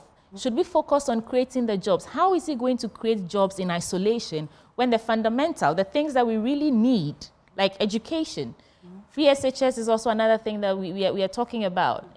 Should we be focusing on, should he be focused? He said that his first mission is to create jobs. How is he going to create the jobs? Okay, thank you. So I believe that all these things you have mentioned are interrelated and interdependent in a way. If people have jobs, it means that we are going to pay taxes. But where are the jobs? We have National Youth Employment, something. That was not job creation. Yeah. That was just sloganeering, and we have all lived to see it. And so what His Excellency John Dramani Mahama spoke about on our campaign launch, one of which is the 24-hour economy. And I think he has explained it over and over and over again, where we are trying to move our economy into an 8-hourly 3-shift system. And we have seen other economies do that. And this means that there are going to be more spaces in already existing industries where more youth will be employed, because some of the time that is not being utilized today will be utilized. Right. And then we talked about the training of coders, 1 million coders. We do have to go, so I'll give you 30 seconds to wrap up. But you've given them a lot of time. I know. I'll come back to you. I'll end with you. I'll end with you. Okay, sure. Laura, right. Make it brief for me, please. Only when the flag bearer of the NDC speaks that people talk about context, right? Any other person speaks, they don't speak in context. We are talking about inconsistency. And what is reset? Have you even ever tried resetting a device before? How long it even takes for you to go? Look, these were the same people who said free SHS was 419. Free SHS, if they had 2 billion, they can use it for. Today, they are telling you that they brought free SHS. That is why we keep telling you that. Please, they said they brought free SHS. Sweetie, please. We are talking about a group of people who just do politics of convenience. They go and see a charged crowd and they say what they want to say. And that's the inconsistency. And that is what leads us to say that the alternative has nothing to offer. All of a sudden, 4 years is enough. All right. All of a sudden, he doesn't want honeymoon. All right. All of a sudden, he's going to reset. Reset this country to what? Reset this country to the measures that has been put in place to support SMEs. Your point has been made, and our time is exhausted. So the inconsistency, let's just know that the alternate, we are in difficult times and all that, but the hope is what we should look at. The person who can come and get us back to where we started from. Thank you so much. Nanaya, what are your final thoughts? No, my point is that if you say you want to reset, there's nothing wrong with resetting. You reset your watch. If you put your watch in a damp place and the watch is not supposed to be there, it goes back. The clock can turn back, the hand of the clock. So you reset it. When your GPS is not working properly, as part of their digitalization, now we use GPS. So if it is not working properly, you'll be lost. There's reboot and there's reset. Let's get that in context. You will be lost. Do you get me? Right. You'll be lost. So you have to reset it. And the issue of jobs, every government has to create jobs. The CPP during Nkrumah's time, even in 1979, we created a lot of jobs. And when you create jobs, it oils the economy. Okay. Because now people have money to spend. They have, as Adwoa said, they have taxes to pay. It will oil the economy. And even you restructure your economy in the sense that you then now focus on items that you can export instead of depending on importation. So you have a good import substitution plan. Okay. And when that happens, once you have a good import substitution plan, then you know you're on the way, because the reason why the governor has said it, the reason why we are going this way mostly is because we are doing a lot of importation. We have to go. We have to go. Well, so like I was saying, I don't let Lara to speak too much. Yeah, like I was saying before, by saying that, please let's hear her by saying that the VIP Baumia is on a campaign tour to give hope. It's actually an admission that we are somewhere that is rough and you want to take us. You are in government. Wherever you needed to take us, you could have taken us. But now you're on campaign saying that you are bringing hope. If there was nothing going on wrong and we didn't need to reset this economy, why would you go out saying that you want to bring hope? Thank you so much, ladies, for news review this morning. Who brought the challenge? I was joined by ladies. Thank you so much for coming. Who brought the challenge? Jantwa, the former General Secretary of the CPP, Laura Musasaka, a member of the NPP communications team, Adjoa Ansong, also a member of the NDC communications. Adjoa Ejapoma Ansong, a member of the NDC communications team. Thank you so much for joining us for News Review. Always brought to you by Endpoint Homeopathic Clinic, the end to chronic disease. Sports is up next.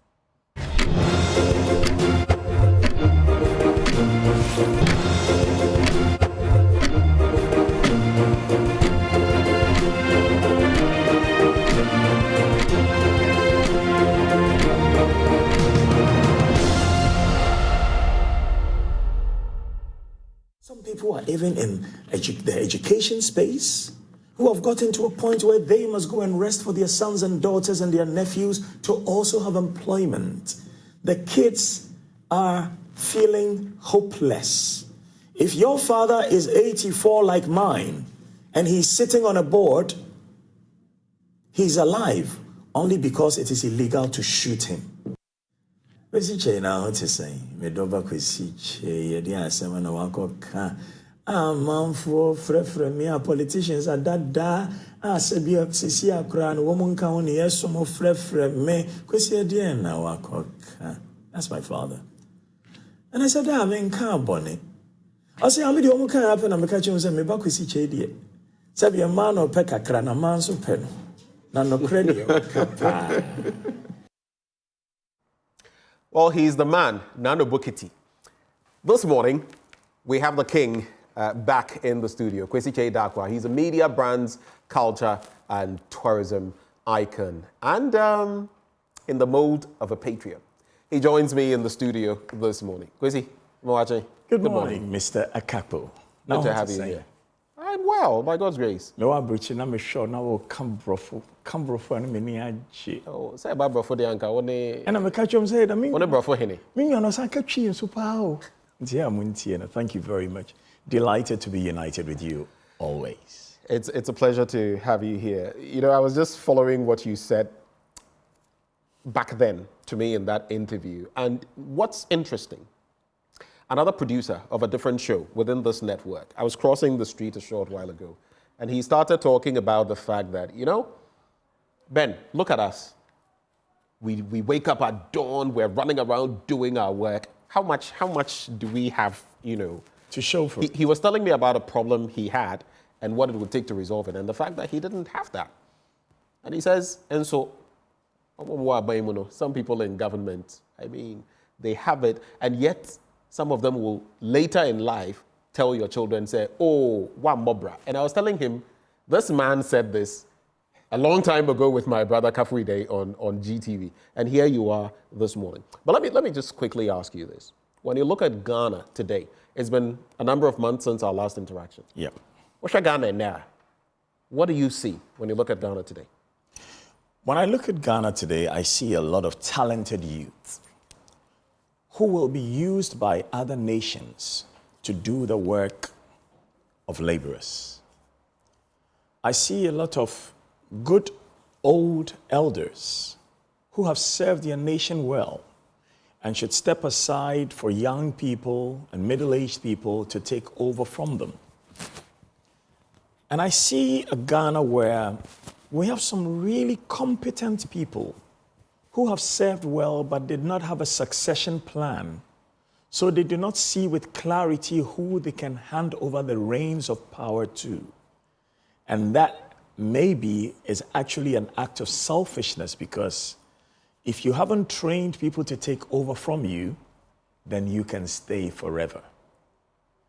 And then I see a Ghana of vast natural resources, but very limited mental resources in those who are entrusted with authority, with those who are clothed with power to lead. I see a Ghana where the shepherd is so selfish that every day he goes out with the sheep, he sells some of the sheep quietly and does not let the owners know. The owners are the people of Ghana. The shepherds are those elected and appointed to serve and lead. And who they are selling us to is foreigners who are buying everything of ours for cheap. But now they have turned away from even selling to the foreigners so that some profit will come to the country, whatever little there is in it. They're selling the nation to themselves. And I speak not of other nations. I speak not of Kenya. I speak not of Nigeria, where the president has seen that the uprising in Kenya is coming close to his place. So now he says he's going to abolish the office of the First Lady, and he's going to reduce the size of government. And I look at this nation of ours, and I look at China, where I'm studying and researching at the moment. And China has 20 ministers, and this nation of ours has close to 126 ministers, plus deputy ministers, plus special assistants and special advisors. And I ask myself, do we have a leader? Do we have leaders? Do we? No, we don't. We don't? Each one for himself, God for us all. We have a president, we have a president, we have a vice president, we have ministers in cabinet, we have ministers of state, members of parliament. For 60 cedis in Tema. I heard Bernard Avle this morning. He says he bought his for 70 cedis. You bought a tuber of yam for 60 cedis? Well, unless you're telling me my personal chef is a liar. The last projection we made, I mean, one was going for about 30 cedis. Yes, so 60 cedis. 60 cedis. Yes. And I feel very bad, because when I go abroad and work abroad, I get paid in foreign currency. Well, that is not to say when I come, I want the foreign currency to be so high in value that the cedi is nearly worthless. I've come home and I've seen the foreign currency, dollars go from 14 something to 15 something and now close to 16. And I'm thinking, okay, some of us are fortunate enough to go and work elsewhere and come back home. What about the majority of people who may even work How many Ghanaians are able harder to do than that? us? Who may even be smarter than the people who have elected and appointed. How do they survive? So where is the leadership? Where is the leadership? And especially in a nation where some people have sat down to craft a document, which I initially said, oh, this is just stupidity on steroids.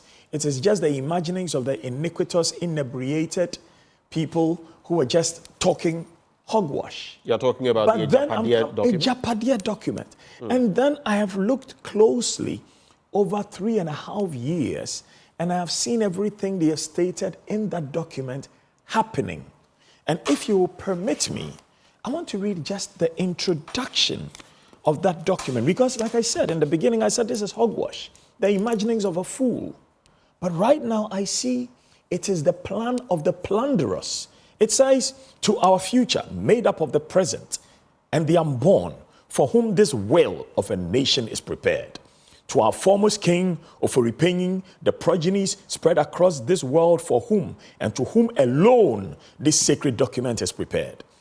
As the heirs of Nana Pianin, Kwaframa, Nana Kuntun Kununku, and Oforipenyin, our people were never defeated in the wars of old. Such bloody idiots. We were nobody's subjects, and yet after 1957, we were made to live in the shadows of the descendants of people who never defeated us in war, while the Asante kingdom was uplifted to put us in the shade. In relatively recent times, the struggles and works of J.B. Darkwah to restore Ochimai to its original glory were thwarted, but he fought bravely to the end. And they continue. With the arrival of Nana Addo Dankwa Akufo-Addo, I added the full name because it says only Nana there, but yes, you're adding. Yeah, exactly. I've added that. That's why I'm stating it. we see the rebirth of a second J.B. Darkwah who has come to the rescue, fully cognizant that we are currently part of the modern nation of Ghana, the name of which was originally proposed by the illustrious son of Ofiripening, Lie. J.B. Darkwah wanted Ghana to be called Akan land. He is not the one who proposed the name Ghana. Let's get the facts right. You can glorify your father, but if your father was a drunk, you cannot say he's the archbishop. No.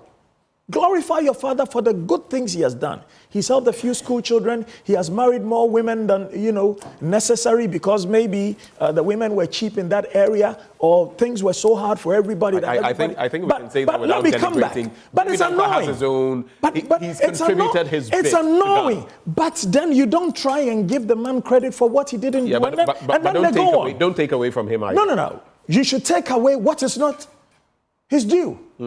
My father is not the creator of culture and tourism in Ghana. My father just had a small hotel and a club and promoted culture and tourism. I cannot come and say, oh, he created culture and tourism in Ghana. No. None and they go on. And aware that it is currently made up of other diverse peoples, we have to assert our old selves and ensure that we no longer continue to live in the shadows of other kings and people whose forebears we defeated in wars. In spite of our tremendous contribution to this Ghana entity, Ochimai has not been credited with the appropriate awe and grandeur that we rightly deserve in recent times. Such stupidity. And the contents of this document is a plan, a strategy for the plunder of Ghana. Name all the presidents of Ghana whose family was so stupid, acted like imbeciles, that they could sit and plan that, let us rob the nation. Now, when we go straight into this document later, I will show you what is happening in Ghana. And the fact that they can even name men of God. Otabil is named in there. That if he doesn't follow their plan, they will expose him and the women that he has been with, and they will deprive him of his following in church. It's all in the document. What stupidity. And we are sitting there as a nation. We have prosecutors, magistrates, judges, a police system, and you're seeing that the contents of this thing is happening. And you're sitting there, twiddling your thumbs, scratching your balls, tickling your armpits and laughing. It's morning television. Let's season what we're saying. The plunder of state is real. Yeah. And we cannot pretend we do not see it. And we are... The plunder of state is real. We are by no means saying that whatever name dropping, whatever names have been mentioned and churches and all of that, we are not... They are in the document. We are not the author of this document. It's merely from that document. From the document. Reading. So it's not something that we personally are saying. And not a single name in that document has stepped up to say, no, I am not part of this folly, not part of this greed, not part of this stupidity, not part of this treachery. This is sabotage. Let me read another portion. This is sabotage of state. Let me add this portion. It says, although the Asante group within the current MPP is gearing itself to take over the party after the next tenure in 2024, it would be ideal if we could work to bypass them in 2024. With hard work, we could work to pass the mantle over to a non-Akan person, preferably from the north, under whose presidency we could secure the maturity of our takeover project. This thing has been around. If no matter what hard work Bawumia and his team may have done, this document positions him as a stooge. Because this is circa 2020. You read it back then. I read it back then. But like I said, I just thought these were musings of a fool, musings of a madman. But now, over 3.5 years, looking at what is going on in this country, I see the state plunder is real. Look, I saw Nana Komia on TV the other day. When I used to be advertising manager at ABC, Nana Komia used to work for Kofi Bakna. Kofi Bakna had a small advertising agency called Focal Point. So Nana Komia used to come to my office. My boss was BB Mahama, and whenever it was to do with advertising, they came to me. And that is where we struck a friendship. So we have a mild brotherhood, if I may call it so. And I listened to him being interviewed by Johnny Hughes. Now, you know that in our Constitution, the works of state departments, state ministries, departments, and agencies must inure to the benefit of other state ministries, departments, and agencies. That is not to say we mustn't help the private sector. But where we have a state facility that does the same work commendably, you don't snatch the work from the state and give it to a private person. So Johnny Hughes asked Nana Komia a very nice question. And I like Nana Komi as a person. But that doesn't mean if you do wrong, I can say it. You're working for a state enterprise that you make no profit in. So John Hughes says, who are the insurers of your vehicles? And you can see him crestfallen. Admit enterprise insurance. Enterprise insurance is also stated in the document. And we all know what their ties are. They are essentially replacing SIC. So where we have put a State Department or ministry or agency or facility in place where the benefits will accrue directly to the state, you take it away and give it to a private enterprise who may pay his corporation tax and pay his other taxes, but the key benefits accrue to the owners of that business. And you are working for the state, appointed by the president. Is the chief of staff working?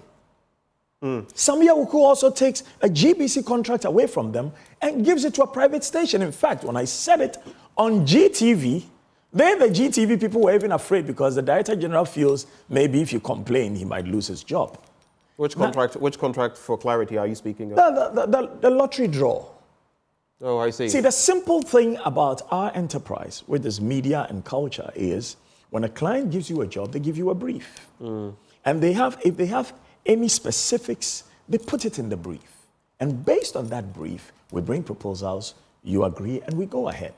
Now you have deprived the state enterprise of income and you've given it to a private business. I don't want to name the private business. No, please don't. I will not even want my to. My point is, why do we call some of our brothers and sisters, commoners like us, elevate them into positions of authority, and then all of a sudden they feel they are clothed in so much authority that they can thumb their noses at the whole nation and do whatever they want and get away with it because either the president is unconcerned or the people close to him are unconcerned, or it is all part of the plunderous scheme. Speaking of a plunderous scheme, I would like to read the next two paragraphs very quickly. It says, when we have finally captured the command and control sectors of the country for our private use, we would then be in a better position to wield the necessary political and economic muscle to manage the destiny of this country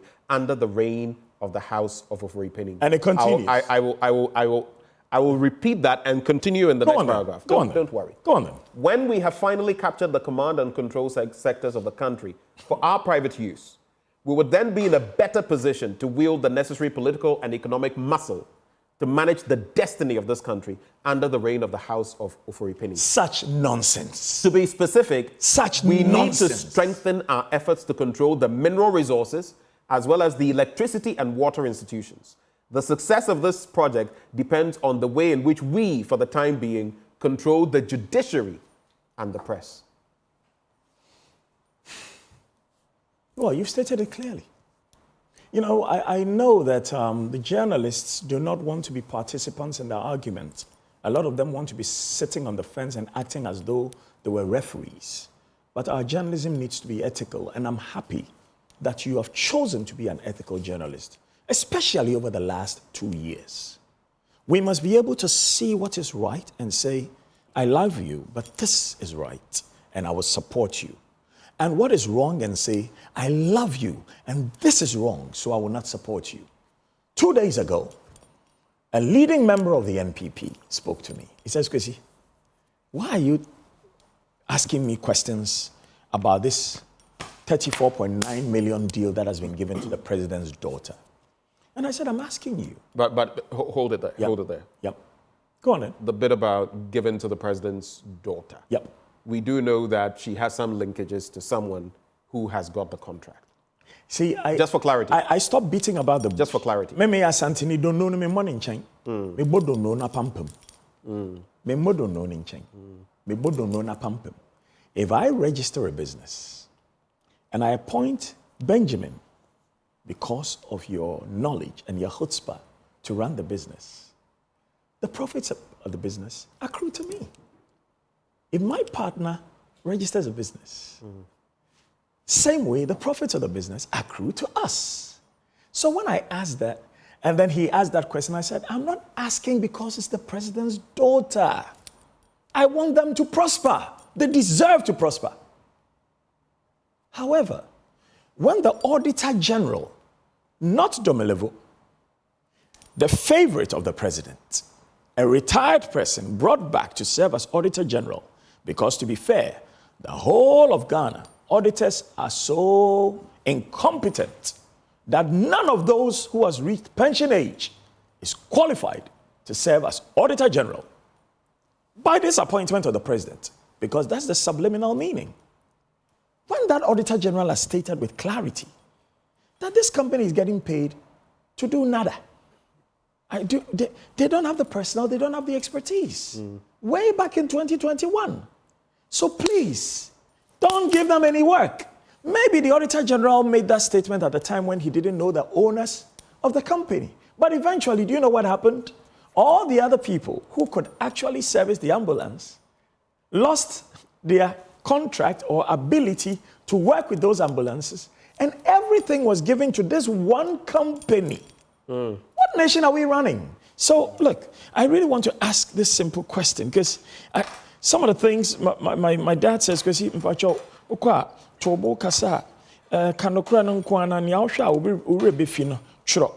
want to ask, are you coaching your children in thievery and plunder of state resources? Or are you investing in your children with earnings from your own honest labor? Are you personally stealing national resources for your children to ensure that the many other children all over Ghana whose parents toil to produce for Ghana stay in poverty, squalor, and misery, so that they will have no choice but to look up to you and beg you for droppings off your table, and look up to your children and beg them for their daily bread, and look up to your accomplices and go to them begging to sell their labor? What is all this selfishness, greed, and state plunder? These are questions we ask of the soon-to-be ex-president Akufo-Addo and all his ministers and all his appointees. We ask this of our rich but battered, plundered, demotivated, impoverished, shackled with borrowing, and silenced country Ghana. The wise are not courageous. The truthful are fearful that their businesses will fail. Where are the wise, truthful, and courageous of this land? Because if you can say it against CPP, if you can say it against NDC, I don't see why you can't say it when it is worse another Nana Akufo-Addo's MPP. Ghana. What's wrong with you? Look at Kenya. And then look at what the president in Nigeria is now saying. All of a sudden, he has realized that, we have too many state appointees. We need to reduce them. What are we doing with some 120 ministers, really? And what are we doing with Kwasi, deputy ministers? Are you not a member of the MPP? Me? Yeah. I refuse to be a member of any party. I told you this some time ago off air, and I'll remind you. But you have many friends in the MPP. I have friends and brothers in MPP. I have friends and brothers in NDC. My uncle PV Obeng worked with PNDC and worked with NDC. Right. My uncle Nana Mwaku Tufo works with the MPP and has written Ghana's budget for over 15 years. Knowledgeable family, humble family. We try and work honestly to earn our income. And some people will say, I saw somebody saying on social media, because my food was being served, and this lady offered to take my food down for me, and I wanted some soup, to take my diabetes medicine. So when I asked for soup, somebody's written there, who is he that somebody is carrying his plate? Some choose to serve others, not because they are thieves, but because they speak the truth for Ghana. Hold it right there. I just want to conclude on this Agyapadie document and there's something else that, if we wanted to talk, we could have an entire hour talking about that alone. But it's a document out there, and I guess we have to really look at what it says and how some of the things are panning out. Like I read, even about a non-Asante, a northerner taking over the party after Nana Akufo-Addo. But that's, we are not saying these things. Can I take this quickly? The document says it. But let me just do this, because I want to segue into what Kweku Kwarteng in recent times has said, and then we'll conclude on this matter and move on. The last portion of the foreword has this to say, and then we'll just move on. We conclude with a word of caution. Until we have secured the critical sectors under our control, we should minimize the danger of obvious acts of individual corruption in order not to alienate the rest of the population.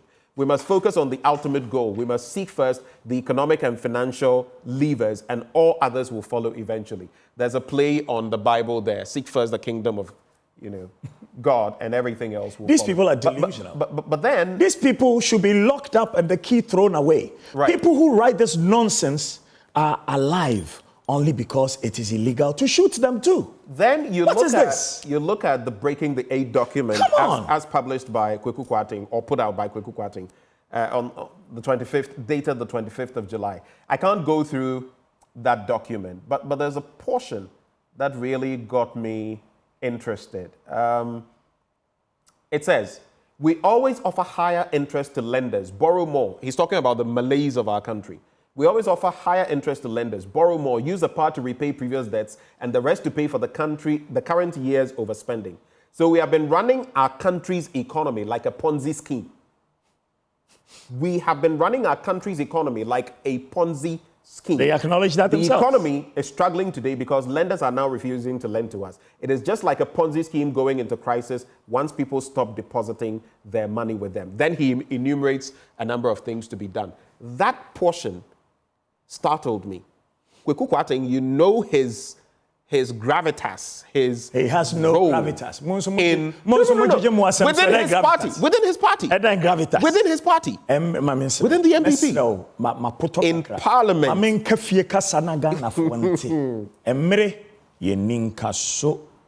Agyapadie wo hoi sa wo yosisifuo wo ye nibrefuo sa wo ye kronfuo wo ye pesamenkuminya o Agyapadie wo hoi ye tafre ho siesie ejama echirimma ma wo mo nso betoa so ye ne yie ehyemu den ya hyemu ma ye nresa ye mmene ye ninkaso.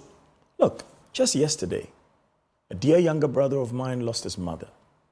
He said, Kwasi, whatever money I have, I will spend to save my mother. A very good woman, Auntie Kaba of Community 8 in Tema, 2 houses away from our property, Jatokrom Hotel. She passed away. Good woman. Si kabe na nka Kofi Aban, osi onyim fanhwe ne maame. Nso Nyankopon afrɛ no. Adan na ye pre ye fumu sey.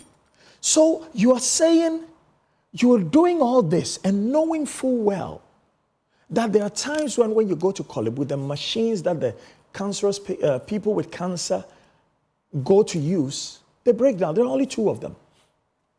They break down. And then people cannot even come for their treatment. So the cancer gets aggressive. And all you are doing is plundering state resources because you want Ghana to be controlled by the House of Oforipenyi. Na Kwame Nkrumah mpo a oje fa ohudie emma Ghana no chiro mwasem we. And ask yourself, they be listen. Why don't look, stupid is in the dictionary for a reason. What the TV so? A man for a show. I was said wo tie no kware. And some be a work cano. Masa, okwa na ya tete kwa ye se watete kwa. Yankasa uyo penya ye feri wenyim ye kacho so ye atete kwa. Enya na ebeka, ne chiame na ebeka. Efise sabiota frache. We dey kase twie pa na o kan. Oman ya sabiota frache. Yentumi nhwe obi nka nche ne se oye kromfo no. Ne kache ne se oye omuka ne sempo. Oye astute businessman. Oye kromfo, oye kromfo. Benny Madoff, no oye kromfo. Why na was saying? No oye kromfo. Ye man 120 years in prison. Ne baba committed suicide. Wo your man sika ma won ko awon ma na won ko awebusuafo. It's your mining kai ne yanya ne den. Go to the banking sector. Mother. Control of the mother is essential to control the industry. So far, the head of the mother and its first deputy are strongly aligned to our cause. They are from our compound, and we perceive no threat from these 2. The second deputy appeases the gender advocates and is also not a source of discomfort. In this vein, there is no need for changes in those places. And see, say Bank of Ghana penny no okobo besia bone na ni nyinara no sebe ohwe na ode mamu nkoana mudi Na sabiota fracha wonko anwo rekoto a wonko anwo kochima na pa ma otutwitwa. Munnimu say nyansa na munsua. Okay, so I'm not saying don't say. Yeah, no, truth has to be told because every Ghanaian child must read this document and realize the thieves and plunderers that we have given the positions of authority. Thieves and plunderers. The Ochehene. I am a young person with your before Tonsuatoso. Right. It's your hin and I said. There's recent rhetoric. Hold on. Hold on. And then there is no big six in Ghana. Where is the big six? Write everyone's achievements. Hold for me. Let me manage. Near Odini party now. I must say big six. Your friend is saying. Do you remember his name? Pagrant. The UGCC. Pagrant. The UGCC. Okay. Near Odini party. First deputy, your friend is saying. Pagrant himself was not even. It's a must say big six. It is a lie. Anybody alate manche alata manche na ekokon ne kon na ne kon akokon ye ne yakwache nkrofo de yabeche mo politics ni bi na mo de am so ya che afra kwa menkroma de a na che yenso yemfa ye ho bata kwa menkroma ne yanka say big six. What achievement in the end? But you know, in recent times, I mean, there's been this is nonsense. Reaction from Ofori-Penifia. They say this is all hogwash. It's nothing. There's so no why is it that the things in it are happening? Is it by chance? Adangana from Obia Ada. Madana. Mumadie wo madana mumpanyimfo no so madana. Is the whole country comatose? Just linking to what's wrong with us? Just linking to that. And I was reading the banking side. Go there and see. And then those who are their biological children and those who are their adopted children. And I'm looking, biological children, these are banks in which we should have controlling interest. The collapse of local banks with ties to the opposition NDC and other rival political factions during the cleanup operations undertaken by the mother was a resounding success. Oh, GN Bank. And tonight I said, Otan Hunukwa. Then it goes on. It facilitated the flow of substantial financial resources into our war fund through backflow of some of the advertised cleanup costs. Okay, so these have happened in Ghana. Tell me it's not true. KKD, we know what is in the please. You can talk about. Everybody should be outraged about this hogwash. I agree. The snit bit and everything that has happened. So I want to find out, what then do we do? You're pointing to the malaise. You're pointing to the problem. You have to. What do we do? You do problem definition. Then after definition of the problem, then you look at all the sources where you can get some wisdom and knowledge from and put them together to proffer your solution. The solution is this. Number one, you should not stand to seek to be elected if you cannot prosecute those who have done harm to the motherland. So let me give you a good example. Let's say Atta Mills of blessed memory is dead and gone. Kwame Nkrumah, dead and gone. Ike Achampong, killed. Akufo, killed. Afrifa, killed. If you say they have done wrong, you should prosecute them.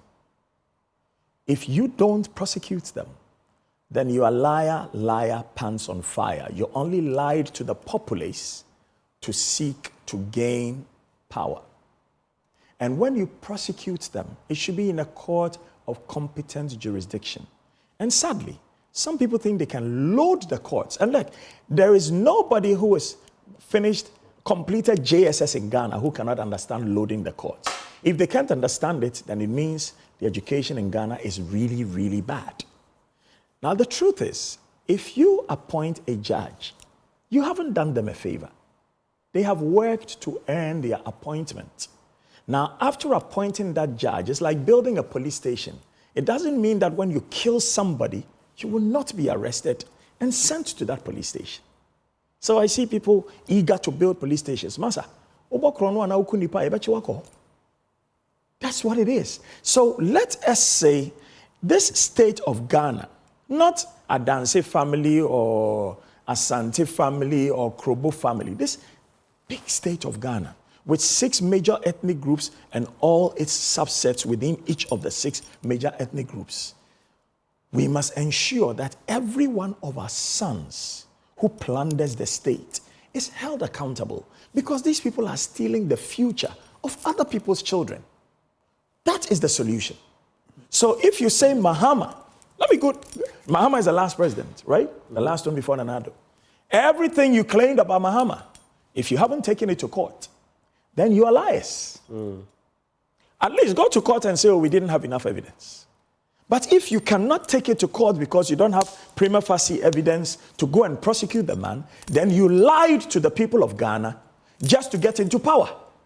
And in the same way, all those campaigning now, whether it's Dr. Ni Amudakon, whether it's Sam Ankra, whether it's Nana Kwame Bediakon, whether it's Odike, Akufo-Addo, whether any of them, and those who are just there to support parties that are paying their bills, and former President Mahama, whatever you say is corruption being committed by your opponent, you must prosecute. Why can't you do it within your first 2 years of being in government? Why can't you? All you do is blow hot air, get into power, and do worse.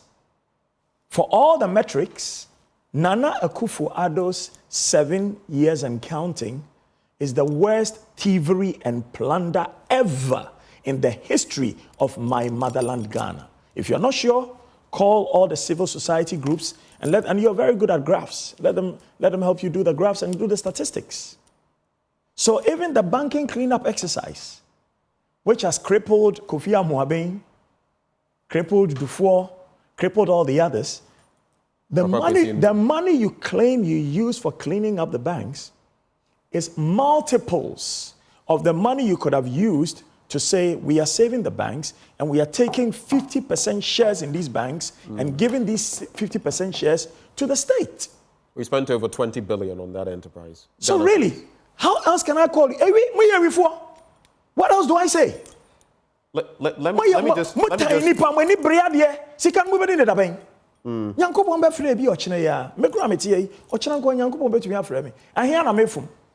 One bed to lay on, 2 roofing sheets over your head, a way to get to work and back, make sure your family is fed.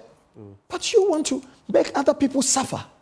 So you only safeguard your children. But if you read that document... And your children's children. And your children's children's children's children. Exactly. It's about securing generational... Why? Whatever truth there is. But let me... Let me bring you back. Right. Let me bring you back. What kind of nonsense is that? Let me bring you back to SNIT, because our pensions are also on the line. It's not just on the back of the SNIT Rock City bid, or maybe we can go into the past and look at the database bid we spent so much on. But the point, though, is our pensions. Recently, we had a pensions dialogue, national pensions dialogue. From beginning to end. You did. What do you make of the state of our pensions? Is there hope? I'm sure you also listen to Joe Poku, the chief actuary at SNIT. What's your reaction? Why is it that all our investments, contributors' investments, because that's essentially what it is, are not published for every contributor to know? That's the first question. And it was asked in your thing. We should know. Kofi Bosumpim was Afomafo. I met him, I think, on a Sunday at the airport. When I used to manage private medical insurance in the city of London, I had 65 accounts I was managing, and Moscow Narodny Bank was one of them, Deutsche Bank was one of them. His office, where he worked, because he also worked in the corporate world, was just like less than 100 meters from my office where I worked. I worked for Gissings Consultancy, the 3rd biggest broker for private medical insurance in England at the time. I met him and I said, Nakofi, I said, when I ton hotels, and he jokingly said, jokingly. And then the next morning, I had him on CTFM. So I was very keen to hear what he had to say. And there he was, trying to defend the sale of the hotels. It broke my heart. Broke my heart. Now that the board has recognized that they were doing wrong, they have pulled back. Or they haven't recognized they were doing wrong. Have they? Did they accept it in your dialogue? I want to know. The board of SNIT? Yep. I don't think any acknowledgement of wrongdoing has been established. So why have they stopped? In fact, you do recall that the NPRA per the Minister for Employment and Labour Relations, had given their nod eventually, which the minister communicated in Parliament. So I don't know about... So the board doesn't think it's wrong, but they think they should stop. Why? I'm asking you. So Ofori-Atta had a brain fart once. He's a minister in government, appointed by the president, elected by his people. He has a right to serve his constituency, and he has a right to help make sure that a certain sector of our economy is run properly. He just had a brain fart, and because of that, we stopped running all our toll booths. Okay, now they say, we want to bring back the toll booths. Is there an acceptance of wrong previously? Are we dealing with... Those members of the MPP we've spoken here have said, no, there's no acknowledgement of... I mean, it's a tax tool until we can... You know, we can use it. But mind you, you know the Vice President has said that if he becomes president, the e-levy will go. So... Well, is he part of this government or not?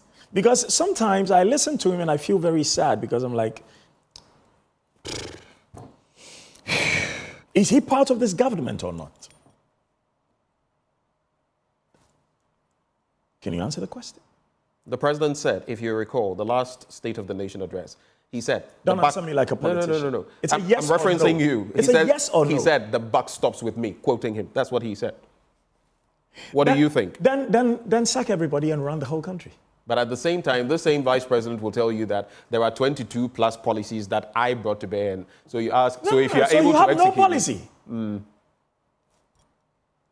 And you know, I don't know who's a speech writer, but the first time I heard him say, I'm like a driver's mate, I was so crestfallen. Because if he had had any conversation with an aplanke, the aplanke would have told him, Masa, asama wo kan die, sebe, wadwen wo form kiti krampwa, won kasasa. Like A Plus said to somebody recently on TV, Osi obi adwen kiti akoko clitoris. KKD. But why do you go and say something like, No. Let's go forward. Wait, that body part you just mentioned, please. So delete it. Withdraw it.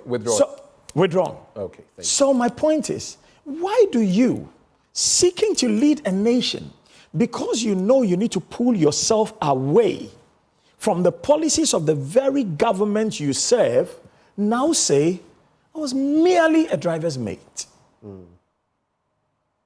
Why? So who are we really voting for? And that's the question. Because who are we really voting for? And based on this document, a vote for Bawumia is a vote for the stooge of the people who have written this document. That's what it is. A vote for Bawumia is a vote for the stooge of the people who have written this document. Do you think people just want to find somebody who they are not sure how they earn their income or what they do for a profession or what they did with regards to learning and say, okay, listen, you all come and stand for president because the way it's going, the so-called learned people are hopeless and helpless? But that is what is happening in Ghana now. That is what is happening. Let me avert your attention. I don't know whether you've seen the latest Afrobarometer report, which talks about declining... I stop looking at those things because it depresses me. It tells you that over 80% of people, Ghanaians, feel the country is not headed in the right direction. You look at the level of tolerance for democracy or acceptance of democracy, it's dwindling. Across the sub-region and even in Africa. Rule. I remember military rule. My father's we are on the same page. Were seized. We have seen wars, and not just in Ghana. So I always tell people, careful what you wish for. Military rule or incursions of the military in politics is a no. But, like Kweku Kwarteng points out in his own document, if you push the people far enough, and they have their backs against the wall in a cul-de-sac, but that's so what do you make of the state of governance? The judiciary must be up and doing. Look, we talked about Montesquieu the other day. The truth is, there is a reason why there are 4 estates of the realm. You're doing the 4th one. Not only you. There are some people who are up and doing, who are thinking and speaking on issues. And there are many also who are just humoring the nation and tickling us so we laugh, because there is so much depression that if we don't have all these bloggers just doing their stuff and doing their funny stuff, people will just die of depression. But there's the judiciary. Why wouldn't the judiciary say, look, this is not what we want of this nation. So if you have done this and you are brought before us, it doesn't matter if you were part of the appointing authority. We will put you away. And then there's the legislature. You know, I was listening to Darkwah, who I think is doing a sterling job in Parliament for the people of Ghana, not just his constituency. Now imagine if only half of the members of Parliament would pick up an issue of corruption and follow it through and publish it on both sides of the house. So whatever anybody has done, whether it's in your party or some other party, so we can take the plunderers, the selfish, the greedy, and the imbeciles out of the system, we will have better governance. And then there's the presidency, the appointing authority. Now, interestingly, the ministers are no longer part of the legislature. And you know why? Because once you are appointed as a minister, you serve at the pleasure and direction of the president. That is not what an MP does. And that is why I think this whole idea of selecting your ministers from Parliament is an issue. So people are dancing so they can catch the eye of the president so they can be made a minister. And once they're made a minister, they lose their ability to criticize any thievery in government. Show me any minister who has criticized thievery whilst their government was in power. Show me one from Kwame Nkrumah's time to date. So the lessons we need to learn are clear in our daily lives, that everything that we have seen to be egregious, everything that we have seen to be harmful to the state of this nation, we must find a way to eschew. But not only eschew, we must not merely fire the thieves, we must prosecute the thieves. And if they are found guilty, we must confiscate whatever they have stolen, and we must put them away, and we must let it be known that this is a shameful act. In China, when you steal from the nation in public office, they kill you. In Japan, when you steal from the state in public office, you kill yourself. In Ghana, when you commit a Sicilia Dapa, you are told you are the darling of the president and you walk free. And if you're not careful in the next government, you may be made an ambassador. And you know the benefits of an ambassador. Let me explain that too. Because when people are made ambassador, especially when they don't have a portfolio, that's also confusing. Because the benefits of an ambassador is such that when he commits a crime in his country or elsewhere, you do not prosecute him, he just walks free. And when he carries money, whether it's fair or foul earned money, and he travels anywhere with it, whether you've stolen from your people like baby Dog Duvalier and his father, Papa Dog Duvalier, did in Haiti, when you travel as an ambassador, nobody stops to check the money you're traveling with. So I'm wondering, how many ambassadors have become assigns of this corrupt government of Akufo-Addo, Nana Akufo-Addo, and his assigns around him, who may be taking the finances of state outside this country. It reminds me of our conversation some time back on Kyei and your rendition, L'Agent n'a pas d'odeur. Okay, but on the Cecilia Dapa bit, you know, in our jurisdiction, you are innocent until proven guilty. As of now. Whether from the OSP because or whatever. She hasn't been prosecuted. She's not been declared guilty. Because she hasn't been prosecuted. Let's not declare her guilty. This is not a court. Have you heard of the guy? Now, let me remind you of something. It's going live on social media right now.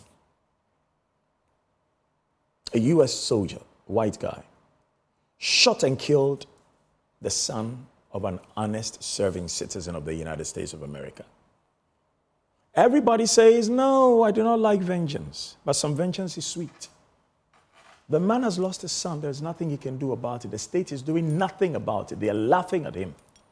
So he packed ammunition. He packed the gun. And he went to the son's daughter's school at her prom and shot her too. Is it poetic justice? He's a criminal. The policeman was never considered a criminal.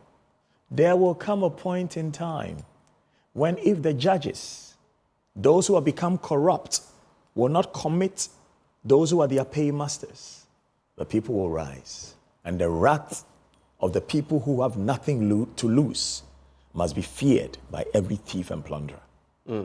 Mapping the way forward now, I mean, it's poignant when you listen to Sophia Akufo, for example, former Chief Justice. Can you put her stuff on TV? I want people to see what she said.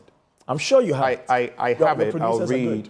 In terms of the SNIT deal, she says, we run down state institutions intentionally so we can give out sweetheart deals to ourselves as politicians. Exactly. And distribute among ourselves. She also says, I don't see hope in the eyes of young people in Ghana. Why I'm bringing especially this forward, I go out there, I see a lot of young people. I don't know whether you've noticed, but if you care to, sometimes I don't go out there to see them. They come to me. I deliberately decide not to drive and go around town. Sometimes it's interesting. A lot of our graduates, and it's not to denigrate that work, but you see there's unemployment and there's underemployment. Underemployment is when you're trained, for example, to be an architect. You can't find work as an architect. Maybe at the last one, so you're doing something else. Underemployment and denial of employment. Right. So that is Sophia Akufo on our screens. SNIT has run down its hotels to reduce their value so they can do sweetheart deals. They can accuse me of defamation, but I don't care. That's Sophia Akufo. And I want to add to that. Sophia Akufo has said it beautifully. She's a good woman. You know, you can be part of an organization because she was part of government. But when you see all the things that are wrong in government, and because of your conditions of service, you're not able to speak, on the day you are out of government, after you have spoken for years to people in government, you too must speak. I am proud that I spoke over 2 years ago. And I'm even proud, I wear it as a badge of honor, that GBC banned me from speaking because I condemned the thieves who were taking Ghana to borrow, because for every $100 million they borrowed on behalf of Ghana, they made $9.8 million. And I gave the good example to some commoners in a chop bar in Tema.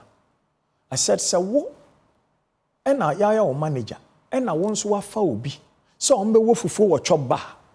Na nipa na wo fufu wo chop bar no, wo manager no wasama no contract, say woma ana wodro epaia, ne awo fufu no no sa supplier nka ba eden. Onse bra, anka me papa wodro no woman by heart." Intino, there are people who are benefiting from the woes of Ghana. All this borrowing, what have we got to show for it? Okay. So to conclude the conversation, there are two big things I want Madame to Sophia Akufo. We need more of our elders to speak up. But I do not wait for no chief, for no pastor, for nobody to speak up. I'm the pastor of my household. I'm the president of my family. If others will not speak, I will speak up. And one of them said something to me recently, a good friend of mine in the MPP. Kwasi, be careful, oh. Says no, Kroma, we knew you may be anye. Internet also quite breach man. And I'm saying, me pesika no quare woho. Esen chrono dear. Ese ni nyina wo de tade ye. But me da sumdiem. And so these people will say, be careful of the toes you step on today, because they can be connected to the ass you have to kiss tomorrow. I will never kiss the ass of thieves. Some people say you are grieved because maybe some expectations you have. I have no expectations. Personal expectations. No, of who? To get deals. You are not getting them, and what that deals? is why you are grieved. I don't even bid for any of the work. So what deal are you talking about? You've never put in a bid for any contract? For which one? Never. Which one? Okay. There's enough work in the private sector. And Nanado said it. Those who want to work in my government, must have their hands clean, because in my government you can't make any money. So if you want to make money, go to the private sector. Our time is up. Let me just wrap these two things up with you. One, the alternative. What are we looking at? You know why it's scary for me? President Akufo-Addo told us, under my government, you will not come and this if you want to enrich yourself. The former president, Mahama, he's been saying that in my next administration, if you make me president, I will not allow anybody, and I'll prosecute those on the other side as well, including my own. Recently, in Tamale, when they launched their campaign, he said something similar. You look at an Alan Chemating, you look at all these other figures. Alan has been in government before. On the other side, can we trust them? And the final thing I want you to look at, Napo, because you brought it up at a point, Napo, Dr. Matthew Opoku-Prempeh as running mate and his stance on Nkrumah, which now he's apologized for. Those two, Once and then he's we're gone. apologized for, let's move away from that. But you see, future behavior is predicted by past behavior. Has anybody apologized for anything? I saw that, because I follow governance seriously. I've done so since the PNDC days. I saw President Mahama sack a lady who says, I want to make $1 million. Some say it was an unfair sacking. Victoria Hammer. I think it's a fair sacking. So, well, you may think it, but the fact that you can express it, out of the abundance of the heart, the mouth speaks. I saw President Mahama, I think 7 September 2023, the National Service Secretariat turned 50. So they're going to be 51 now. He placed somebody there to lead the place. And when there was corruption there, in his government, he prosecuted him and put him away. You're talking of Abu Gapele? Yep. And then I saw that President Kufuor, I don't know if he prosecuted any of his people, but he looked at the previous government and pronouncements he had made about the corruption in the previous government. And he prosecuted some people, and some went to jail. Some fairly, some unfairly. But if I look at the Nana Addo government and I look at the corruption, the selfishness, the greed, the unethical behavior, and I don't see him call anyone to order, my question is, does his whole organization, the MPP, support what he's doing? Right. So as I stand, MPP is nowhere near anything that anything in my home, dog, cat, or rat can vote for. We will look at everybody else but the MPP. Because especially with this plan of the plunderers and the fact that whoever they are putting in place are just their assigns and dummies, I don't see how anybody with a right conscience and a love for this country of ours and a desire not just to live comfortably, but to see others also live with some dignity. Right. Queue to go and vote for these thieves. Never again. Kwasi, Agroni Yapon. And I mean the MPP, just in case people are confused. Right. Agroni Yapon. Memo Simakitu Ebina Waka Niakano. 30 seconds. They are already dealing with you online, so when you are done, you can go and read the comments. 30 seconds. Final comments. Let's go. In 30 seconds, Ghana belongs to us all. Whatever one of the 6 major ethnic groups you belong to, Ghana belongs to us all. Let no man, nor his family, nor his tribe, nor his clan, sit down and think that because some other people worked hard to achieve some level of greatness and their forebears did not achieve that level, they must find ways of destroying the nation. For if we so do, this nation will be like the land of Achan. Achan stole from God Almighty, and because of him, God's children perished. Let us not entertain Achans amongst us. No matter where you come from, no matter your tribe, no matter your clan, no matter your party, anybody who will harm this nation must be driven out. May God's fire burn them and take them to hell. Amen. Kyei Darkwah, King Kyei Darkwah, as he is affectionately called, media brands, culture and tourism icon, and he is in the mold, like I say, of a patriot. Now, before I tell you what we have coming up next, what we have cooking on the AM show, if you're stressed about all your cleaning needs, worry no more. Danswell Services is your one-stop shop that meets all your commercial and residential cleaning needs. From pest control, janitorial and house cleaning, event cleaning and waste management, carpet and sofa cleaning, and more. Whether you're at home or at work, we understand and know how haptic cleaning can be coupled with your busy lifestyle, so you are at peace. We've got great news for you. Danswell Environmental and Facility Management Services have got you covered. We excel in whatever we do, leaving you beyond your wildest expectations. Where can you find us? Excel House, opposite the Regimanuel Estate, Nungwa Barrier. You can call us on 0302 905 538 or 0555 752 361. Dance World Services beyond expectation. When we return on the AM show, of course, we'll be telling you also about, in the course of the show, the NDC's campaign launch in Tamale, what it meant, what promises have been made, whether it resonated with the Ghanaian population, and what the way forward is for that party, the National Democratic Congress. There's more coming your way. Do stay.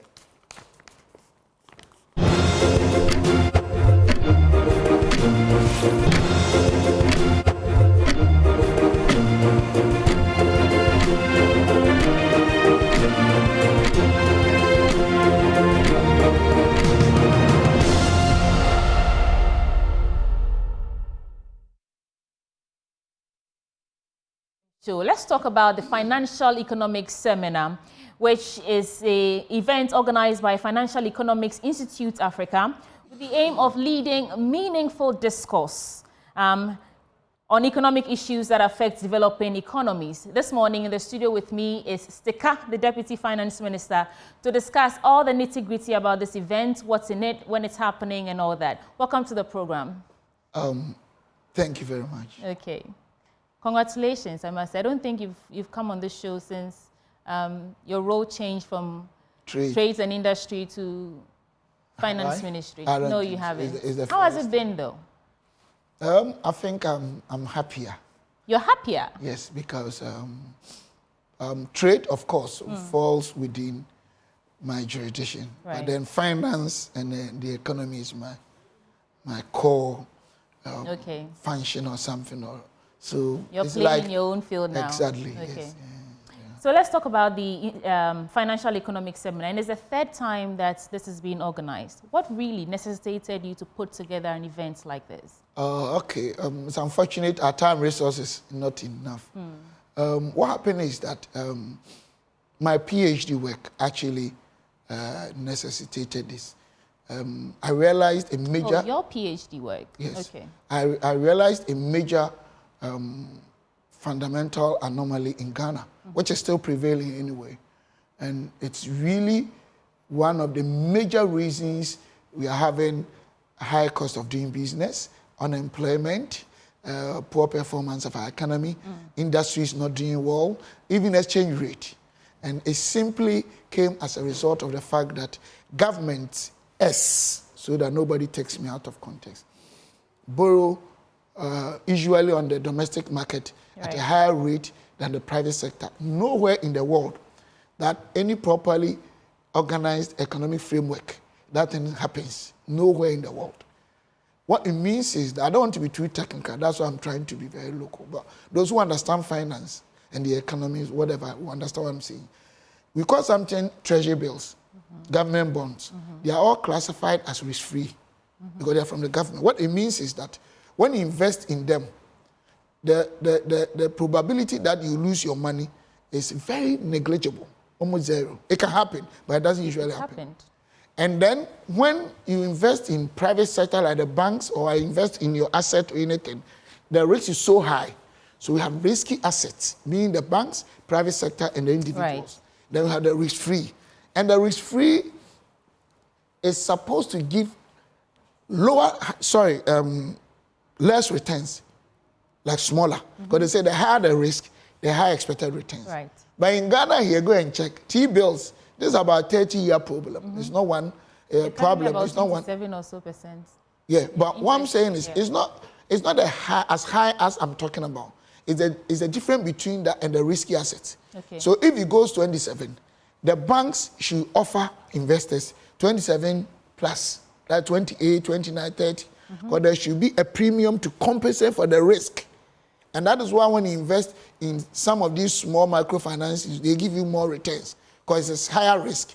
But Ghana here, that risk does not work. So all the formulas from 64 by a guy, one man called Sharp, he did capital asset pricing model, CAPM. If you apply that here, it doesn't work. And then 76 by Ross, arbitrary price theorem, APT, it doesn't work. And then Hanan and Lian and Dermin. So I did the next one, that was 2021. Marked by Canadian, Pakistani, and then Ghanaian professors. I've done a global financial model. So I'm like, why won't I start a program to involve other stakeholders? So Bank of Ghana and Co helped me to organize a national, we had a professor from Switzerland, some from Pakistan. So that was the maiden edition. Then we did a second one. Then the third one is, we have realized that the job market is congested.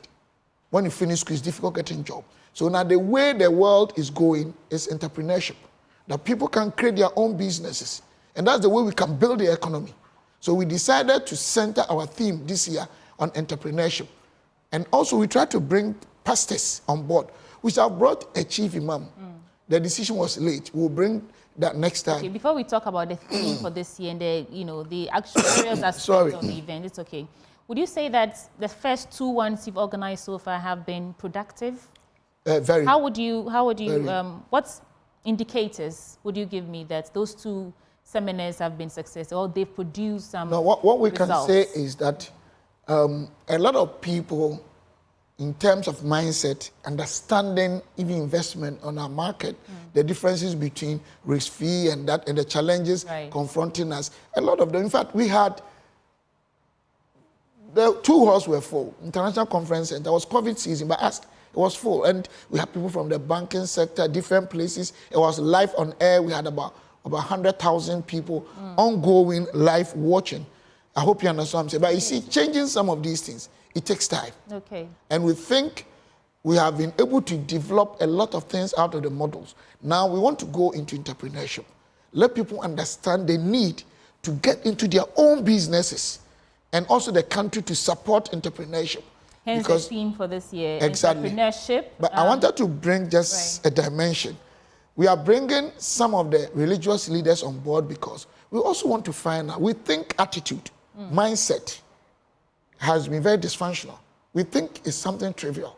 So we want to see that, okay, if you're a man of God, if you're a Christian, if you're a Muslim, how does it impact your relationship or contribution to building your own country and society?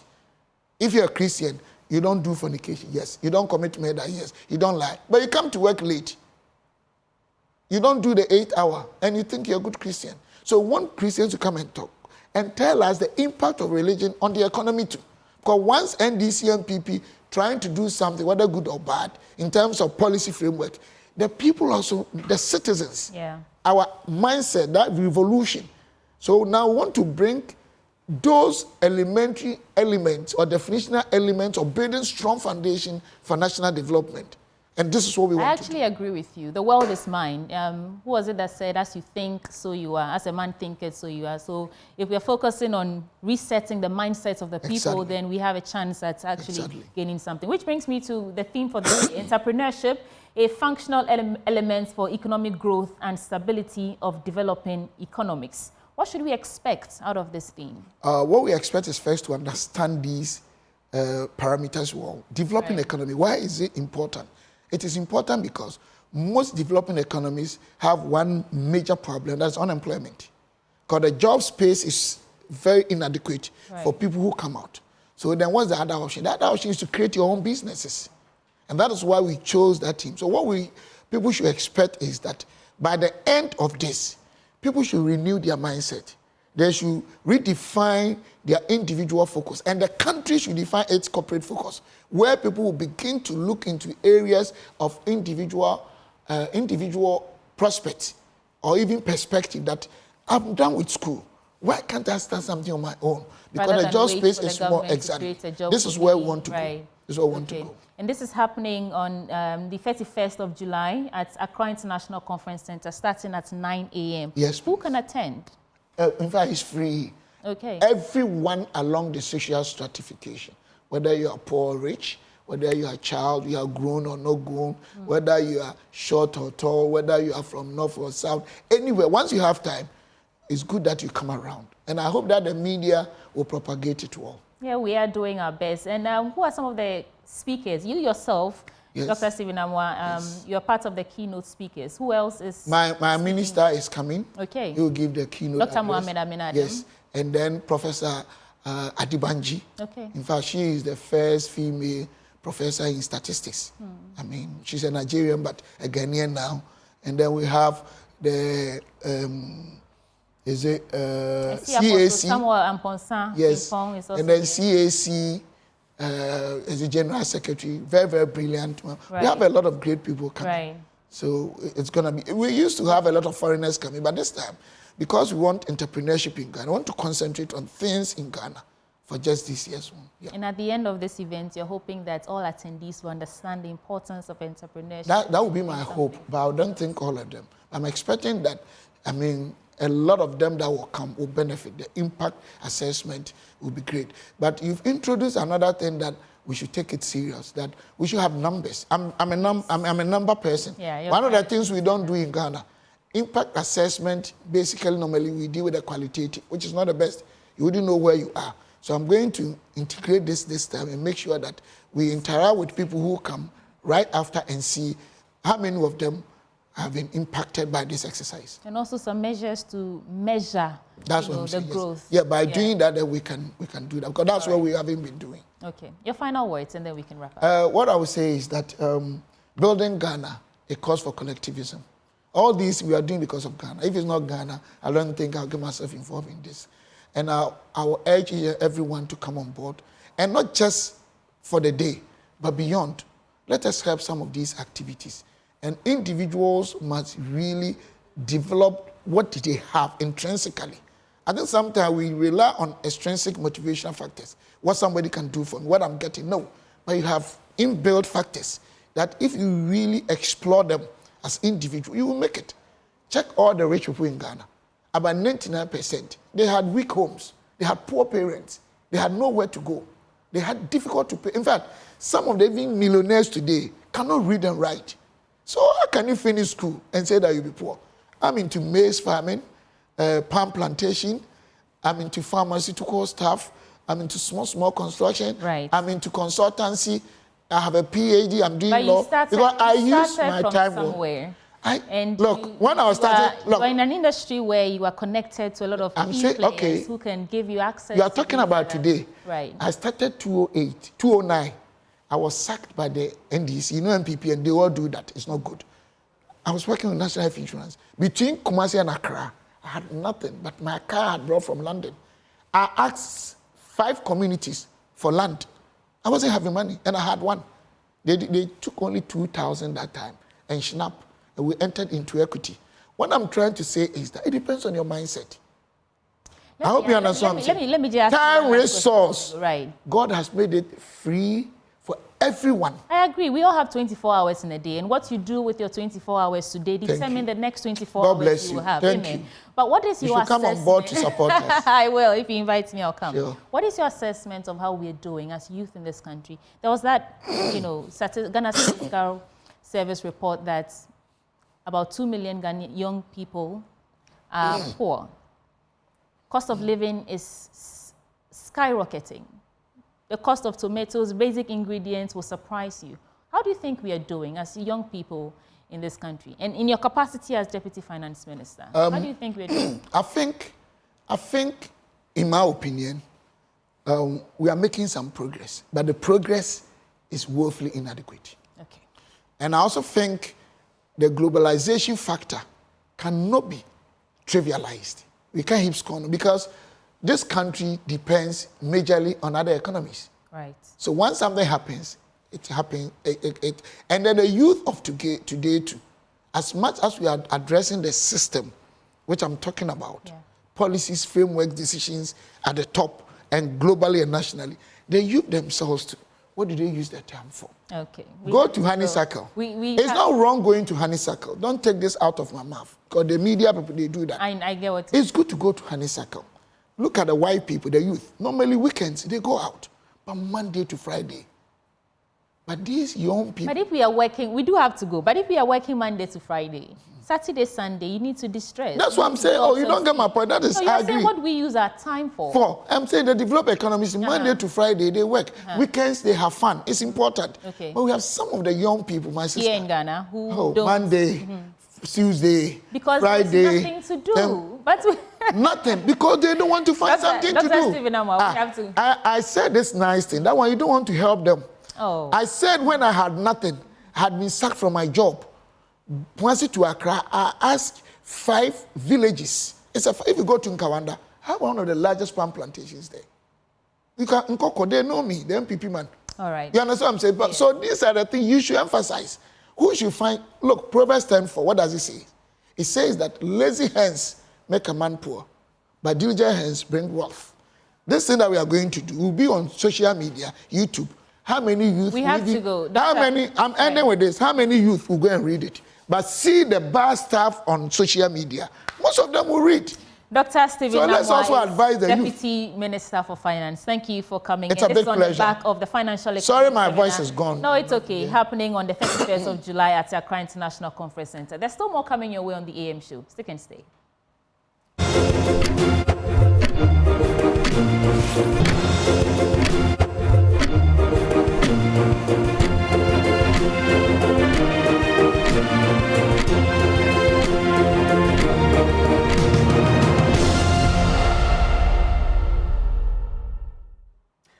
Welcome back on the AM show, and I gave you Mary Poppins. She's popping out this morning. You thought I had forgotten her. I thought you had. But we're delving into some very serious matters. The NDC's campaign launch over the weekend. Tamale. And one of the... Oh, I like the way you pronounce it. Tamale. You give it a... I've been known to brothelize and butcher words. Tamale now? Tamale. And she said it was electric, but we're going to focus on that particular launch campaign in Tamale and what's innate for them, and will that strategy, that Tamale strategy, work to deliver the victory so cherished or much needed from the camp of the NDC? And will the accountability mantra resonate as former President Mahama is vowing or has vowed to hold his own officials accountable? We got on the phone and Zoom and speak to some resource persons. Who are we speaking with first, Ben? Well, we have joining the conversation Dr. John Osai Kwapong. Of course, he's a CDD fellow. We also have joining the conversation Dr. Kwame Asante. Nowadays, I have to be careful. Dr. Kwame Asante. He's a political scientist. He's also director of the Center for European Studies. He's been following politics for a long while. And we have Deputy General Secretary of the NDC, Mustafa Gbande. All of them joining the conversation. Doc Mustafa, good morning to you. Good morning to you. Good morning. As well. And good morning to my brother, Dr. Ben. The name is Osai Kwapong. Osai. Oh, his also has a... So yours is Asante, and his is Osai. Osai. Hey, these, Sweetie Abachi, we have to take lessons in some of these. I in particular, I have to take one. Dr. Osai Kwapong, do you subscribe to that? Do we stick to that? Yes, please. Okay. And you said nothing up to this point in time, but we're grateful, Dr. Asante. So I think... Normally, we don't want to bother you with that. Yeah. But the right thing must be done. Let's start with the very basics. Over the weekend... And then let me also greet Moose and then Sweetie too. Good morning. Right. Yeah. Okay, so just to lay the foundation for the conversation, over the weekend, we had what happened in Tamale with the NDC laying forth rolling the carpet, so to speak, for its campaign. I would ask you, gentlemen, before Sweetie Abachi comes in, what are your takeaways from what happened in Tamale on Saturday? I'll start with you, Dr. Asan Asante. Yes, I think it was a beautiful ceremony. I watched all the happenings. It went well. That tells you that proper planning went into that. People spoke straight to the point. But what is refreshing is that the flag bearer's speech was very short, but it has a lot of things that we consider as food for thought, which we are going to interrogate and then discuss. That is my initial comment. Yes. What about you, Dr. Osai Kwapong? What did you make of that ceremony in Tamale over the weekend? Yes. Good morning. Thank you very much. So again, I think it was a very well organized ceremony. I find the theme very intriguing, which is change to reset Ghana. It really looks like the NDC is framing this election as one not just of change, but giving what they believe to be the trajectory of the country, that trajectory needs to be reset and be placed on a different trajectory. So that I found very intriguing in terms of the framing of how they're going into 2024. I mean, over the year they have made references or spoken about that sort of, we need to set ourselves on a different path. But now you're seeing that direct intentional framing it of, we are just not talking about change for the sake of change, but we are talking about the change that resets the country on a different path. And it will be very interesting to see how that is reflected between now and December in their campaign messages, but more importantly, their manifestos that come out. Mustafa Agbande. Yes. Your take now. For me, I think that I'm the family head of the funeral. So what have I got to say? I'll wait for others to appraise that. But I think that we went back to Northern Region because we have to pick our pieces together. Northern Region used to be one of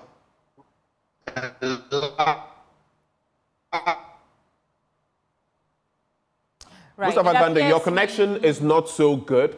Please. 5 lines of the NDC. Post 2012, 2016. We seem to have some challenges with... Then we should be seen going back that. Hello? Okay, go ahead. Well, it appears the virtual connection to Mustafa Agbande is not that good. You know, sometimes when we try reaching you, we must try and get it as quickly as possible. Anyway. Right, so let's get into the conversation then. Let me start with Dr. Osai Kwapong. Do you think that the Tamale strategy would help the NDC to win election 2024? And okay. Yeah, so and Dr. Osai Kwapong, if I may, you know, let's take a look at some of what was said. The key highlights for you as you answer that question. Let it feed into the relevance of it, the things we heard said on the day. You know, so for this election, it was very interesting just to see the launch in Tamale. I get the impression that this year, you know, that, I mean, if you look at the trends, you would notice that the MPP has been doing well comparatively. You know, if you compare the two parties in terms of their performance in each other's quote-unquote traditional strongholds, right, that you would see that the MPP has been doing well in the northern regions of Ghana, particularly in the northern region. Yes, the NDC still wins those regions. In the most recent election, the MPP won the northeast. But you see that improved performance of the party. I get the impression that the NDC acknowledges that reality and the fact that they would have to mobilize much harder in their own sort of traditional, strongholds. And so their path to 50% plus one come December would have to be, strategically done. And so I can see why they chose Tamale for the official launch of their 2024 campaign. Now, as to whether it would yield the political dividends that they hope for, time will tell. But it's important that they did that. So time will tell, and you think it's a good strategy to go to Tamale. Let me throw that same question to Dr. Ansa Asare. What do you make of the numbers that pulled or came out during the weekend in support of this campaign, and the strategy that the NDC is approaching, trying to win as many votes as possible in that region? And do you think that's what they need to win election 2024? Right. I think if you look at the numbers, that has been captured on cameras and splashed on TVs, right? This thing has been consistent as part of political party strategy. And in scheme of things of political science, this falls under propaganda, one of the propaganda techniques. All right. I am not saying that this is the case, but I want to give you an education about this. And that if you see numbers, they reflect two situations. One, that is the real followers of the party that we are seeing. And please, this analysis, I am not by this saying that it is a propaganda tool, no. But I'm giving you instances so that when you see numbers, you don't go all out. You take it with a pinch of salt, and then that will help you, right? Sometimes it's the number. And if you, I have no doubt in my mind that the NDC has a large following. If you look at the NDC strongholds in this country, apart from voter, the Northern Ghana is a strong area for them. So if you look at their performance over the years, that has been one of the support base of the party. So the numbers that you see, if it is anything to go by, you realize that they are rekindling their support base, ginger them, and then they move on. They move on. You recall from early 1990s that the NPP was doing well, trying to make inroads into Northern Ghana, right, which was mostly favoring the NDC. But just for the conversation, we realized that with the death of Yana, you realize that unfortunate incident, you realize that a lot of things started happening. NDC started penetrating, all right, and all that.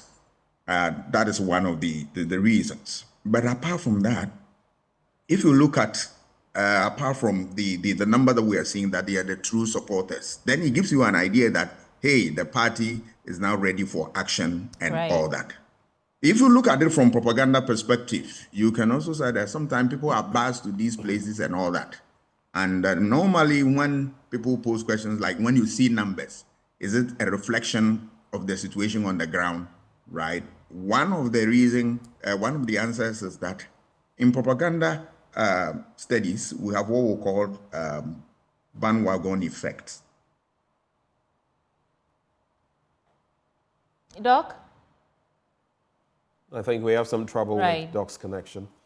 Let me go to Mustafa then. Mustafa, so former President John Dramani Mahama is saying he's going to reset this country and he will hold his own officials accountable. How exactly does he plan to do that? These are not words that we are unfamiliar with. What is he going to do differently? Oh, Dr. Kwame Asante is back.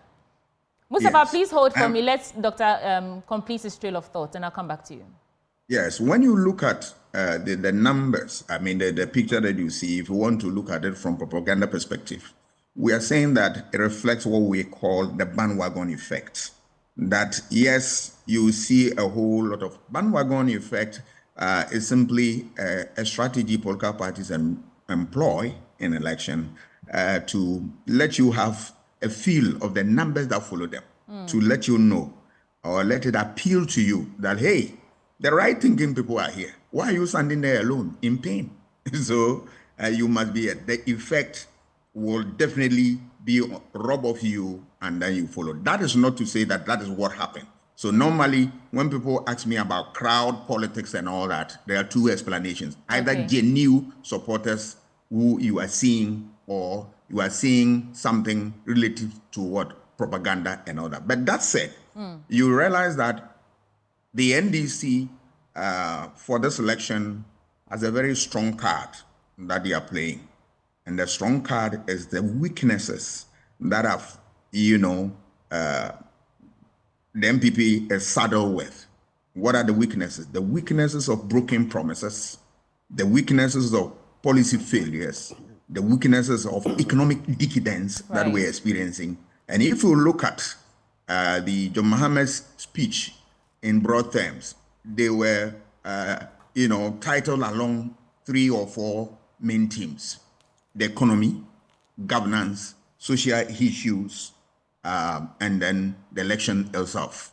If you look at from economic perspective, he took a swipe about the way the economy is doing, that is not faring well. There's a whole lot of large army of youths who have no job and they cannot wait and all that. He's talking about the fact that when given opportunity, he will reset this and make it possible for young people to have job. In election campaign, you need to what? Apart from what? Calling the issues the way they ought to be called, you also need to give people hope. And that was reassuring for the teeming youth who are without your jobs and all that. Remember, another area he touched on relative to the economy is a group of people who suffered unjust treatment in the hands of the government relative to what? The banking crisis. He's saying that, look, you investigate, and those who deserve justice will be given what? Hearing and all that. And their license will be given to them. My understanding from where I sit as a political communication scholar, the factors that influence voter choices, number one is the economy. So when you are going for campaign and economy is in shambles and you are in opposition, you have to cash in on that heavily. Because look, voters will consider anything, but the first on their priority list is the economy. Because when the economy is healthy, it robs off every sector of the state. So unemployment will be taken care of if economy is healthy. And you realize that improvement in infrastructure, which is a basic requirement that most constituencies look up to. And the Constitution has also made it abundantly clear that we deserve a fair share of that. So those issues will come up. Doc, and you recall the last one, we talk about the women's banking. Sorry, the women's banking. That you are talking about the large number of population, which is nothing but women. And most of the women at the lower level of the ladder, all right, have very little in terms of capital to start business or to engage in business. And he gave them hope. So all these things go to tell you that the party has reset itself to be able to, pursue this campaign vigorously the way it ought to. Okay, Mustafa is joining us on phone now. Mustafa, if you can hear me. Hello? Yeah, I'm here. I can hear you. So I was asking you how the former president intends to hold his officials accountable. And then now that campaign, you've launched campaign for this election 2024. What next? Okay, so before I do that, can I take 2 minutes just to... That's about all the time we have to go. Mustafa, we don't have that length of time, unfortunately. You'd notice that our show is about to wind down, so please just go for it. He said it, and Prof have explained in detail what I would have said when it comes to when the president says he would hold his appointees accountable. Indeed, if you want to check a man, you will look at his pedigree and what he has done before. When President Mahama was president, I recall that under his government, appointees who were found or suspected to have been engaged in some wrongdoing were quickly subjected to serious investigation, and if they were guilty, they were dealt with. That is not the same under this government, and we all know that. If you look at the various research and on perceptions as to how they think this government is doing in terms of that, people will tell you that basically there's an incentive for appointees to do, as it were, what the public will call corruption. There is an incentive. Recently, a minister of state under President Akufo-Addo, in fact, a cabinet minister, positioned himself to buy public assets. We didn't hear the president say anything. But for the people of Ghana and the workers of Ghana who stood up through the whistleblower of Sami Okudzato, those properties would have been sold.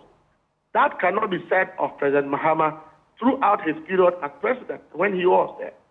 That cannot be said of the NDC government when we're in power.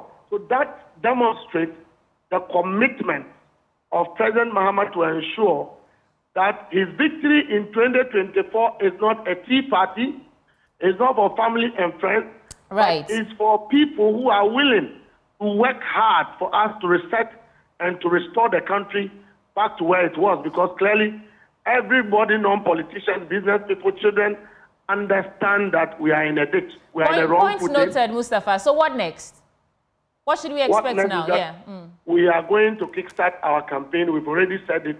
Maybe the MPP will copy, but we are going to target serialized campaign, community engagement, so that we will give our story. We say our story to the people of Ghana, whereas we give daily account of all the wrongs that Akufo-Addo have supervised. All right, we do have to go. So let me go to Dr. Osai Kwapong for your final words, and then we will wrap. Our time is fast spent. Yeah, well, we'll see how things go over the next couple of months and look forward to a very vigorous campaign season from both parties. Okay. Dr. Kwame Asante. Yes. Your final words. I think that the NDC has set the tone for a very important conversation about the economy, about governance, and the rest of them. We look forward to a healthy competition, a healthy engagement without attacks, without name calling and others, so that we'll be able to carry along the rank and file of the people of this country so that they can be part and parcel of the conversation. That's what I look forward to. All right, Benjamin. Well, I'm just going to end with this. And of course, those who joined the conversation, Dr. John Osai Kwapong, a CDD fellow. We also have joining the conversation Dr. Kwame Asante, a political scientist and director of the Center for European Studies, and then Deputy Secretary, General Secretary of the NDC, Mustafa Gbande. One thing I just wanted to say before we go. I will work hard. This is former President Mahama. I will work hard day and night to make sure we reset the fortunes of the country. Let us not lose hope. The next NDC government is the government that will restore hope and create opportunities for the youth. NDC has the men and women who are capable of turning around the fortunes of the country. Do you know why I find that interesting? Why? Do you remember? We have the men. I mean, yes, there's a lot of cause for, but at the same time, I'm wondering, we've heard this before. I was hoping that they'll tell us when to expect their manifestos. I mean, for me, that's what I'm eagerly looking forward to, so that we can actually get into it. We can get surgical. Yeah, we can get surgical with it. But that's our show for today. It's a Monday, and I hope your week is off to a great start. And we are back on your screens tomorrow, 6 a.m. to 10 a.m. But Joy News Desk is up next from Sweetie and Benjamin Akako. Thank you for watching. Let's stay for Joy News Desk. Now back on.